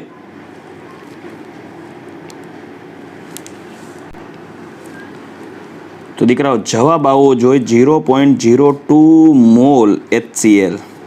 પરંતુ આ પ્રશ્ન અનુસાર આપ જોશો તો એ 0.6 ગ્રામ યુરિયા હોવાથી આ 0.02 ને બદલે 0.2 આવવો જોઈએ. આથી આ પ્રશ્નમાં જ ભૂલ છે દીકરાઓ, પણ જો આ પ્રશ્નમાં સુધારો કરી અને 0.06 ગ્રામ યુરિયા લેવામાં આવે તો આન્સર આવવો જોઈએ ડી. તો રેડી, આ પ્રશ્નમાં ભૂલ છે દીકરાઓ ક્વેશ્ચન પેપરમાં, રાઈટ. ચાલો નેક્સ્ટ, હવે એના પછી ક્વેશ્ચન જોઈએ 35. The final product of the following reaction sequence is, ચલો પહેલા પેરાક્લોરોએનિલિન ClNH3. હવે NaNO2 અને HCl એટલે જેને કહેવાય ડાયએઝોટાઇઝેશનની પ્રક્રિયા થશે. આ પ્રક્રિયાથી તો ડાયએઝોનિયમ સોલ્ટ બનશે. જવાબ આવશે ClN2+Cl-. હવે એની KCN સાથે પ્રક્રિયા કરવામાં આવશે પોટેશિયમ સાયનાઇડ સાથે, તો -KCl -N2 રિલીઝ થશે અને મને જવાબ મળશે પેરાક્લોરોસાયનોબેન્ઝીન. ત્યારબાદ એની લિથિયમ એલ્યુમિનિયમ હાઇડ્રાઇડ વડે રિડક્શન કરવામાં આવે તો આ સાયનાઇડનું રૂપાંતર થશે CH2NH2. તો આન્સર આવશે CH2NH2. So answer is parachlorobenzyl amine. Parachlorobenzyl amine. તો આન્સર શું આવશે દીકરાઓ? C, right. C is the right answer.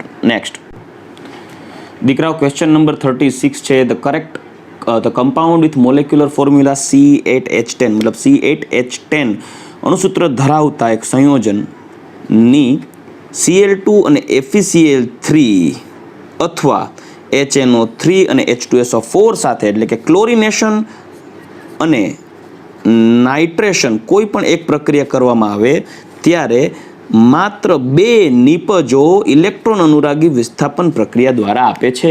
મતલબ C8H10 ની ક્લોરિનેશન કે નાઇટ્રેશન જેવી ઇલેક્ટ્રોન અનુરાગી વિસ્થાપન પ્રક્રિયા કરવામાં આવે ત્યારે માત્ર 2 નિપજ આપે છે. માત્ર 2 નિપજ આપે છે. તો તે સંયોજન કયું હશે? તો દીકરાઓ 2 ઓપ્શન આપણી પાસે છે. એક છે 1,4-ડાયમિથાઇલ બેન્ઝીન અને બીજું છે 1,2 એટલે કે C12-ડાયમિથાઇલ બેન્ઝીન, રાઈટ? તો આપણી પાસે 2 પ્રોડક્ટ આવવાની પોસિબિલિટીઝ છે. આ બંને ઓર્થોપેરા નિર્દેશક છે, પણ પેરા સ્થાન તો બ્લોક હોવાને કારણે એક સબસ્ટિટ્યુશન આપણને મળી શકે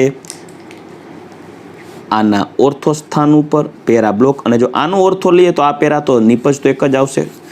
તેનું એક્ઝામ્પલ પણ તમારી સમક્ષ લખી દઉં. અહીંયા CH3 લખી નાખું અને અહીંયા લખી નાખું છું CH3. તો દીકરાઓ આ બંને એક જ કહેવાય, આથી આ કેન્સલ રાખીએ. પરંતુ જ્યારે ઓર્થોઝાઇલિન માટેની વાત આવે ત્યારે એક CH3 અહીંયા છે, એક CH3 અહીંયા છે. તો એનો એક સમઘટક હેલોજિનેશન Cl ને બદલે હેલોજિનેશન માટે અહીંયા Cl વિચારીએ દીકરાઓ, માય મિસ્ટેક. Cl હેલોજિનેશન કરીએ તો એક અહીંયા Cl આવે, કેમ કે આનો ઓર્થો થશે. અને આ મિથાઇલનો પેરા વિચારીએ તો અહીંયા Cl આવી શકે. તો 2 નિપજ આ શક્ય બને. આથી આન્સર આવવો જોઈએ C12-ડાયમિથાઇલ બેન્ઝીન, જેનું ક્લોરિનેશન કે નાઇટ્રેશન કરો, જો નાઇટ્રેશન કરો તો NO2 આવશે, પણ એની 2 નિપજ શક્ય બનશે, right? Now question number 37. Williamson સંશ્લેષણ ઇથર માટેની મતલબ decreasing order of the reactivity in Williamson ether synthesis. Ready? Williamson ether સંશ્લેષણ માટેની સક્રિયતા. દીકરાઓ એના માટે SN2 રિએક્શન, વિલિયમસન સિન્થેસિસ માટે SN2 રિએક્શન થશે અને એની સક્રિયતાનો ક્રમ છે મિથાઇલ હેલાઇડ, ત્યાર પછી પ્રાથમિક, દ્વિતીયક અને તૃતીયક. રેડી? તો હવે સૌથી પહેલાં મિથાઇલ હેલાઇડ તો આપણી પાસે છે નહીં, તો એના પાછી આપણે સીધો પોઈન્ટ પકડવો જોઈએ. આપણે પ્રાથમિક, તો પ્રાથમિક આલ્કાઇલ હોય મતલબ પ્રાથમિક આલ્કાઇલ હેલાઇડ્સ આપણી પાસે અવેલેબલ હોય તેવું ઓપ્શન કયું છે? તો તેવું ઓપ્શન આપ જોઈ શકો છો બીજું. રેડી? તો 3 ઓપ્શનમાં આ 3 પ્રાથમિક છે, પરંતુ દીકરાઓ પ્રાથમિકમાં C અને Cl કરતાં C અને Br બંધ લંબાઈ મોટી હોવાથી સરળતાથી તૂટે. આથી સક્રિયતા સૌથી વધારે Br યુક્ત સંયોજનની હોવી જોઈએ, તો સૌથી વધારે સક્રિય આવવું જોઈએ 2 નંબર અહીંયા છે. ત્યારબાદ ત્રીજા અને ચોથામાં વિચારીએ તો આ પ્રાથમિક છે, પરંતુ તેમાંથી જ્યારે કાર્બોકેટાયન બનશે ત્યારે થોડી સ્થાયીતા વધશે, પરિણામે તેની સ્થાયીતા વધારે થતી હોવાથી સરળતાથી વિસ્થાપન આપશે. આથી તેના પછી સક્રિયતાનો ક્રમ 3 આવવો જોઈએ. જ્યારે અહીંયા જોશો તો ટ્રાય મિથાઇલ કનેક્ટેડ છે આ કાર્બન સાથે અને CH2Br. આ પ્રક્રિયા SN2 સરળતાથી નહીં આપશે, કેમ કે મોટો આલ્કાઇલ સમૂહ હોવાથી કાર્બોકેટાયનની રચના થઈ, પુનઃરચનાથી તૃતીય કાર્બોકેટાયન બનશે, જેની સ્થાયીતા ઘટી જશે. આથી સક્રિયતાની વાત કરશે તો આન્સર આવશે D. ચાલો નેક્સ્ટ એના પછી ક્વેશ્ચન નંબર 38. નિપજ જોવાની છે તો PH C∭CMe, જેની જળ વિભાજનની પ્રક્રિયા કરવામાં આવશે તો PH single bond C double bond CHMe, અહીંયા આવશે OH એસ પર માર્કોનિકો રૂલ. હજી H2O નાખીએ, જળ વિભાજનની ક્રિયા PHCOH સિંગલ બોન્ડ CH2Me. પરંતુ દીકરાઓ એક શોર્ટકટ ટ્રીક આપું છું, યાદ રાખજો. એક કાર્બન ઉપર 2 OH શક્ય નથી, જે અવકાશી અવરોધને કારણે પાણીનો અણુ દૂર કરશે -H2O, તો આપણને પ્રોડક્ટ મળશે PH single bond C double bond O CH2Me. તો આપણી ફાઇનલ પ્રોડક્ટ થશે દીકરાઓ A, રાઈટ? ચાલો નેક્સ્ટ. ચાલો દીકરાઓ આપણો હવે નેક્સ્ટ ક્વેશ્ચન છે 39. The order of the rate of hydrolysis of alkyl halide, primary, secondary, tertiary and methyl halide by SN2 reaction. मतलब કે SN2 પ્રક્રિયા માટે આપેલ આલ્કાઇલ હેલાઇડની પ્રક્રિયાનો સક્રિયતાનો ક્રમ. દીકરાઓ SN2 પાથ માટે હંમેશા યાદ રાખવાનો કે સક્રિયતા મિથાઇલ હેલાઇડની સૌથી વધારે હોય, ત્યારબાદ પ્રાથમિક, દ્વિતીયક અને તૃતીયક. કેમ કે જેમ અવકાશીય અવરોધ વધે તેમ SN2ની સક્રિયતા ઘટે. આથી જો રિએક્ટિવિટી ઓર્ડર પસંદ કરીએ તો આન્સર આવવો જોઈએ સી. નેક્સ્ટ ક્વેશ્ચન છે, ozone is formed in a upper atmosphere from oxygen by the action of. મતલબ ઓક્સિજનનો ઉપયોગ કરી અને ઓઝોન કઈ રીતે રચાય છે વાતાવરણની અંદર એના ઉપલા સ્તરમાં. તો ઓઝોન ઓક્સિજનમાંથી 3O2 it gives 2O3. 2 mole ozone સૂર્યપ્રકાશની હાજરીમાં ફ્રી રેડિકલ મિકેનિઝમ મુક્તમૂલક ક્રિયાવિધિ દ્વારા રચાય છે સૂર્યપ્રકાશની હાજરીમાં. આથી પ્રશ્ન છે કેના દ્વારા પ્રક્રિયા થાય છે. આથી આનો આન્સર આવવો જોઈએ બી. કેમ કે અલ્ટ્રાવાયોલેટ રેડિયેશનના ઉપયોગ દ્વારા મુક્તમૂલક પ્રક્રિયાથી થાય છે. ક્રિયાવિધિ મુક્તમૂલક છે પણ અસર સૂર્યપ્રકાશની હાજરી છે, એની હાજરીને કારણે ક્રિયાવિધિ થાય છે. જો સૂર્યપ્રકાશ અલ્ટ્રાવાયોલેટ રેડિયેશન ન આપે તો ઓઝોનનું ફોર્મેશન થશે નહીં. આથી આન્સર આવવો જોઈએ UV radiation. Next, from gold orocyanide, sodium orocyanide, gold can precipitate by adding powder of. मतलब NaAuCN ટ્વાઇસ પ્રકારના ઓરોસાયનાઇડ સંકીર્ણ સંયોજનમાં નીચેના પૈકી કયો ધાતુનો પાવડર ઉમેરવામાં આવે કે તેને સરળતાથી આપણે શુદ્ધ સોનાને પ્રેસિપિટેટ અવક્ષેપિત કરી શકાય. દીકરાઓ, આ છે ધાતુ નિષ્કર્ષણ પદ્ધતિ, સોનાના શુદ્ધિકરણ માટેની રીત છે. એમાં AuCN ટ્વાઇસ -1 પ્રકારના સંકીર્ણ સંયોજનમાં ઝિંક પાવડર ઉમેરવામાં આવે તો ZnCN4 -2 પ્રકારનું સંકીર્ણ સંયોજન બનશે અને 2 મોલ ગોલ્ડ સોલિડ પ્યોર ફોર્મમાં રિલીઝ થશે. જે ધાતુ નિષ્કર્ષણ પદ્ધતિ મેટલ એક્સટ્રેક્શન મેથડની અંદર આ પદ્ધતિ વિશે ઉલ્લેખ કરેલો છે, જેમાં ઝિંક પાવડરનો ઉપયોગ થશે. આન્સર આવશે સી. થિયરીમાં જ આપેલ છે, ધોરણ 12 ભાગ 1 ચેપ્ટર નંબર 6. ચાલો દીકરાઓ, નેક્સ્ટ ક્વેશ્ચન છે, diatomic molecule has a dipole moment 1.2 d, મતલબ 1.2 d બાય દ્વિધ્રુવીય ચાક માત્રા ધરાવતો એક દ્વિપરમાણવીય અણુ છે જેની બંધ લંબાઈ 10⁻10 મીટર છે. તો the fraction of electronic charge on each atom will be. મતલબ બંને પરમાણુ દ્વિપરમાણવીય અણુ છે લાઈક AB, તો બંને પરમાણુ ઉપર ચાર્જનો કેટલો અંશ હશે. દીકરાઓ, દ્વિધ્રુવીય ચાક માત્ર મ્યુ બરાબર ડેલ્ટા ઇન્ટુ ડી. તો ચાર્જનો ફ્રેક્શન જોઈએ તો ડેલ્ટા બરાબર મ્યુ બાય ડી. ડી એટલે ડિસ્ટન્સ, મ્યુ એટલે દ્વિધ્રુવીય ચાક માત્રા. દીકરા, તો આન્સર થશે 1.2 ડી બાય અપોન 10⁻10 મીટર. દીકરાઓ, ડી બાય ને જો ઇલેક્ટ્રોસ્ટેટિક યુનિટ્સમાં કન્વર્ટ કરવામાં આવે તો 1.2 debye is equal to 1.2 into 10⁻18 electrostatic unit centimetre. Ready? 1 debye is equal to 1 into 10⁻18 electrostatic unit centimetre. બરાબર? ડિવાઈડ બાય મીટરને પણ સેન્ટીમીટરમાં કન્વર્ટ કરીએ તો 10⁻8 સેન્ટીમીટર. ચાલો રેડી? દીકરાવાનું આપણે સાદુરૂપ આપીએ તો 10⁸, 10⁻8 કટ કરીએ તો આન્સર આવવો જોઈએ 1.2 ઇન્ટુ 10⁻10 ESUCM. ચાલો નેક્સ્ટ, હવે આગળ વધીએ. આ તો આપણને ડેલ્ટા મળે છે ચાર્જ. બરાબર? એક ઇલેક્ટ્રોનનો ચાર્જ અહીંયા છે 1.2 10⁻10 ESU.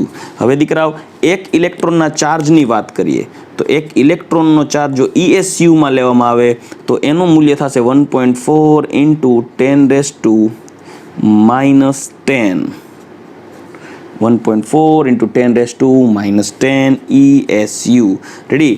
તો એના બરાબર 100% કહીએ તો 1.2 into 10 raised to minus 10 ESU ત્યારે કેટલા ટકા હિસ્સો રહેશે? તો 1.2 10 raised to minus 10 into 100 divide by 4.8 into 10 raised to minus 10. 12 ચોકુ 48, 1/4 10 to the power minus 10 દૂર થઈ જશે, 1/4 into 100 એટલે આન્સર આવવો જોઈએ 25%. રાઈટ? તો 25% ફ્રેક્શન રહેશે, ધ્રુવીયતાનો અંશ રહેશે કોઈ પણ એક ઘટક કણ ઉપર, એટલે આન્સર આવવો જોઈએ ડી. ચાલો નેક્સ્ટ એના પછી ક્વેશ્ચન લઈએ. Question number 43. Which of the following is correct statement? નીચેના પૈકી કયું સાચું વિધાન છે? Boric acid is a protonic acid. ના દીકરાઓ, બોરિક એસિડ H3BO3 છે એ પાણીમાં રહેલા એક H+ ને રિલીઝ કરી પોતે બનશે BOH4- પ્લસ H+. મતલબ બોરિક એસિડ એક H+ ડોનેટ કરશે? ના, નહીં.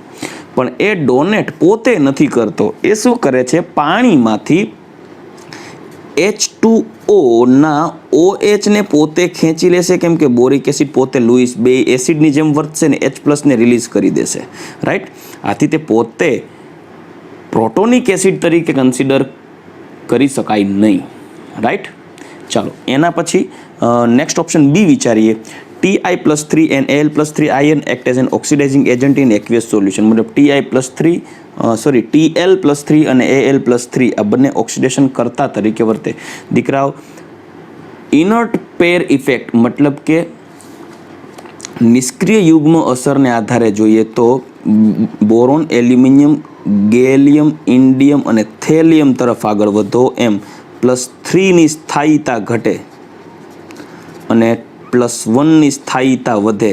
રેડી? પી બ્લોકમાં સમૂહ નંબર 13 વિશે જ્યારે વાત કરવામાં આવે ત્યારે એની શરૂઆતની થિયરીમાં જ આના વિશે ચર્ચા કરેલ છે.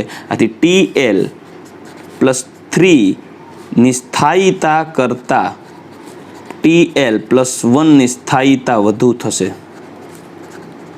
આથી TL પોતે એ સરળતાથી 2 ઇલેક્ટ્રોન સ્વીકારી TL+1માં રૂપાંતરણ પામે, રિડક્શન પામે. આથી TL છે એ ઓક્સિડેશન કરતા થશે, પરંતુ એલ્યુમિનિયમની મહત્તમ ઓક્સિડેશન અવસ્થા +3 છે, જે વધારે +4માં ઓક્સિડાઇઝ થઈ શકશે નહીં.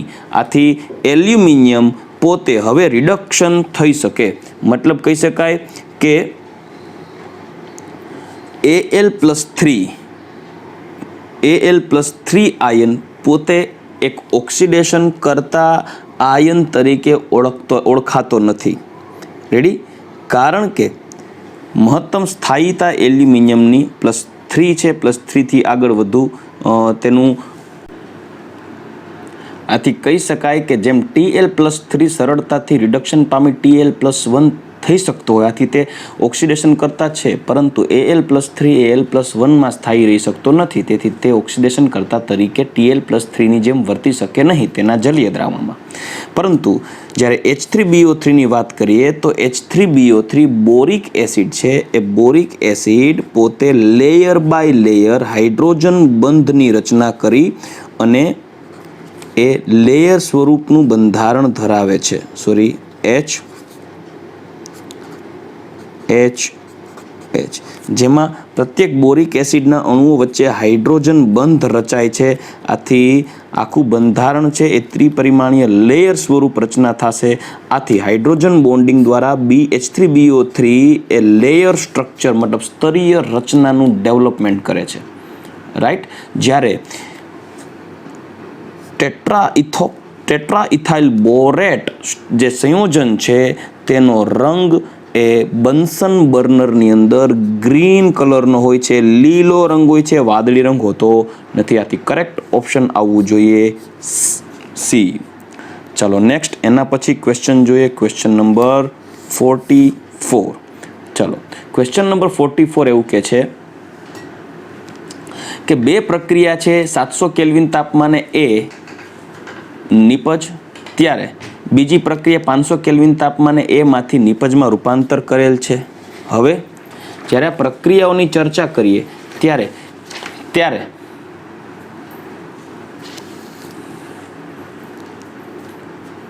સક્રિયકરણ ઉર્જા EA તાપમાનના વધારા સાથે 30 કિલો જૂલ જોઈ શકો છો આપ. It was found that EA is decreased by 30 kilo joule per mole. મતલબ કે 30 કિલો જૂલ પ્રતિ મોલ જેટલી સક્રિયકરણ ઉર્જા તાપમાનના વધારા સાથે ઘટે છે ઇન પ્રેઝન્સ ઓફ કેટાલિસ્ટ, મતલબ કે ઉદ્દીપકની હાજરીમાં. If the rate remain unchanged, મતલબ પ્રક્રિયાના વેગમાં કોઈ ફેરફાર થતો ન હોય તો એક્ટિવેશન એનર્જી ફોર કેટલાઇઝ્ડ રિએક્શન, મતલબ કે ઉદ્દીપિત પ્રક્રિયા માટે સક્રિયકરણ ઉર્જાની મૂલ્ય ગણો. રેડી? તમને બે પ્રક્રિયા આપેલી છે જુદા જુદા તાપમાને, જેમની સક્રિયકરણ ઉર્જા EA કીધેલી છે જે 30 કિલો જૂલ જેટલી ઉર્જા ઘટે છે. ક્યારે? ઉદ્દીપકની હાજરીમાં. રેડી? જ્યારે પ્રક્રિયાના વેગમાં કોઈ ફેરફાર થતો નથી તો પ્રક્રિયા માટે સક્રિયકરણ ઉર્જાનું મૂલ્ય પસંદ કરો. દીકરાઓ, તો એના માટે આપણે આર્હેનિયસ સમીકરણનો ઉપયોગ કરશું. A into E base minus EA 1/RT1 વેગ, પરંતુ બંને પ્રક્રિયાનો વેગ સમાન હોવાથી બંનેના આર્હેનિયસ સમીકરણને સરખાવીએ તો EA 2/RT2 આવું સમીકરણ બનશે. જ્યારે A બેયના ચોખવટ કર્યું છે, એક્સપોનેન્શિયલ ફેક્ટર સેમ છે, આથી એને દૂર કરીએ, આ બંને પદોને સરખાવવામાં આવે તો EA 1/RT1 is equal two EA 2/RT2 થશે. રાઈટ? પરંતુ તમને ચોખવટ કીધી છે કે 30 કિલો જૂલ જેટલી ઉર્જામાં ઘટાડો થાય છે, આથી EA આપ જોઈ શકો છો રેટ રિમેન અનચેન્જ્ડ. રેડી? અને EA is decreased by 30 kilo joule. Ready? મતલબ EA 30 કિલો જૂલ જેટલી ઘટે છે કેટાલિસ્ટની પ્રેઝન્સમાં. રેડી? મતલબ કે EA1 is equal to EA2 minus 30, 30 kilo joule જેટલી ઘટે છે. તો ચાલો હવે આ બંને પ્રક્રિયા માટે જ્યારે પોઈન્ટ એપ્લાય કરવામાં આવે ત્યારે EA1 T1 EA2 T2. દીકરા, હું એક કામ કરીશ, આને હું T1 ટેમ્પરેચર કહી દઉં, આને હું T2 ટેમ્પરેચર કહી દઉં. તો ચાલો હવે પોઈન્ટ એપ્લાય કરીએ. EA1 એટલે EA2 minus 30 by RR cut કરીએ, T1 લઈ લઈએ 500. તમે જો આને T1 કહો, આને T2 કહો તો આ વેલ્યુ EA2 માંથી EA1 ને બદલે EA2 લખી શકશો, અહીંયા EA1 લખી શકશો. એઝ યુ વિશ, તમે જે લખો એ બરાબર. આન્સર બંને રીતે સમાન આવશે, EA2 ના છેદમાં 700. તો માટે પ્રક્રિયા દરમિયાન EA2 5 EA2 is equal two 7 5 EA2 is equal two 7 EA2 minus 210 સાદુરૂપ આપશો તો આ તમને મૂલ્ય મળશે. તો માટે EA2 is equal two 210 by 2, તો આન્સર આવશે 105. તો એને આધારે 4 ઓપ્શન્સ આપણે જોવા પડશે અને ઓપ્શનને આધારે આન્સર સિલેક્ટ કરીએ તો 105 આન્સર આવવો જોઈએ. દીકરાઓ, આપ જોઈ શકો છો 105. Yes, answer B is present. Ready? તો આ પ્રશ્નનો જવાબ થશે 105 કિલો જૂલ પ્રતિ મોલ. દીકરાઓ, લાસ્ટ ક્વેશ્ચન છે. The major product Z obtain in the following reaction scheme is, મતલબ આપેલ પ્રક્રિયામાં મહત્તમ નિપજ કઈ મળશે? તો આપ જોઈ શકો છો દીકરાઓ, પહેલો તબક્કો છે. પહેલા તબક્કામાં મેટા સ્થાને બ્રોમિન અને NH2 મેટાબ્રોમોએનિલિનમાં ડાયએઝોટાઇઝેશન થવાથી પહેલા તબક્કાને અંતે ડાયએઝોનિયમ સોલ્ટ મળશે દીકરાઓ, N2+Cl- અને મેટા સ્થાને Br, જેની Cu2Br2 સાથે પ્રક્રિયા કરવામાં આવે દીકરાઓ તો સેન્ડ મેયર પ્રક્રિયા દ્વારા -HCl -N2 ગેસ રિલીઝ થશે અને આપણને પ્રોડક્ટ મળશે ડાયબ્રોમો, કેમ કે ઓલરેડી એક મેટા પોઝિશન ઉપર બ્રોમો કનેક્ટેડ હતો, મેટાડાયબ્રોમો બેન્ઝીન. રેડી? ચલો નેક્સ્ટ લાસ્ટ સ્ટેપ જોઈએ. HNO3 અને H2SO4 નાઇટ્રેશન કરવાનું છે. HNO3 in the presence of catalyst H2SO4. તો ઓર્થોબેરા ડાયરેક્ટિવ છે બ્રોમિન, આથી આ બ્રોમિનનો પેરા પોઝિશન લઈએ અને આનો ઓર્થો પોઝિશન લઈએ તો આપણને પ્રોડક્ટ મળવી જોઈએ BR. સ્ટેબલ પ્રોડક્ટની વાત કરીએ છીએ દીકરાઓ, એટલે અહીંયા આવશે NO2. રાઈટ. તમે અહીંયા પણ NO2 ગોઠવી શકો છો, પરંતુ અવકાશી અવરોધને કારણે તેની સ્થાયીતા ઘટશે, કેમ કે બંનેનું ઓર્થોસ્થાન પણ આ કહેવાય. આથી મોસ્ટ સ્ટેબલ પ્રોડક્ટ આ મળશે. તમને ચોખવટ કરી છે મેજર પ્રોડક્ટની. બાકી બીજી પ્રોડક્ટ આવી પણ આવી શકે છે, BR અને NO2, પરંતુ આ લેસ સ્ટેબલ છે એટલે લીસ્ટ પ્રોડક્ટ મળશે. રેડી. તો આ પ્રોડક્ટ છે એ લેસ્ટ પ્રોડક્ટ છે, આપ જોઈ શકો છો, લેસ સ્ટેબલ મળશે કેમ કે આ ઓર્થોસ્થાને પણ જોડાઈ શકે છે NO2. આથી આપણી મૂળભૂત પ્રોડક્ટ થશે, મેક્સિમમ પ્રોડક્ટ થશે એ થશે 1,3-ડાયબ્રોમો 4-નાઇટ્રોબેન્ઝીન. અને એને આધારે તમે જોઈ શકો છો ઓપ્શન C છે એ લેસ પ્રોડક્ટ આવશે, મેઇન પ્રોડક્ટ આવશે B. તો આપણો ફાઇનલ આવશે B. રાઈટ. તો દીકરાઓ, આપણે આજના આ લેક્ચરની અંદર NTA પેપર નંબર 31 સોલ્વ કરેલ છે દીકરાઓ. આઈ હોપ કે તમે પૂરો વિડીયો જોયો હશે અને આપને આ પેપરના ક્વેશ્ચન્સ સમજાયા હશે. આપણા નેક્સ્ટ લેક્ચરની અંદર આપણે બીજા પેપરના સોલ્યુશન સાથે મળશું. ત્યાં સુધી રજા લો દીકરાઓ. ગુડ બાય, ટેક કેર, જય શ્રી કૃષ્ણ.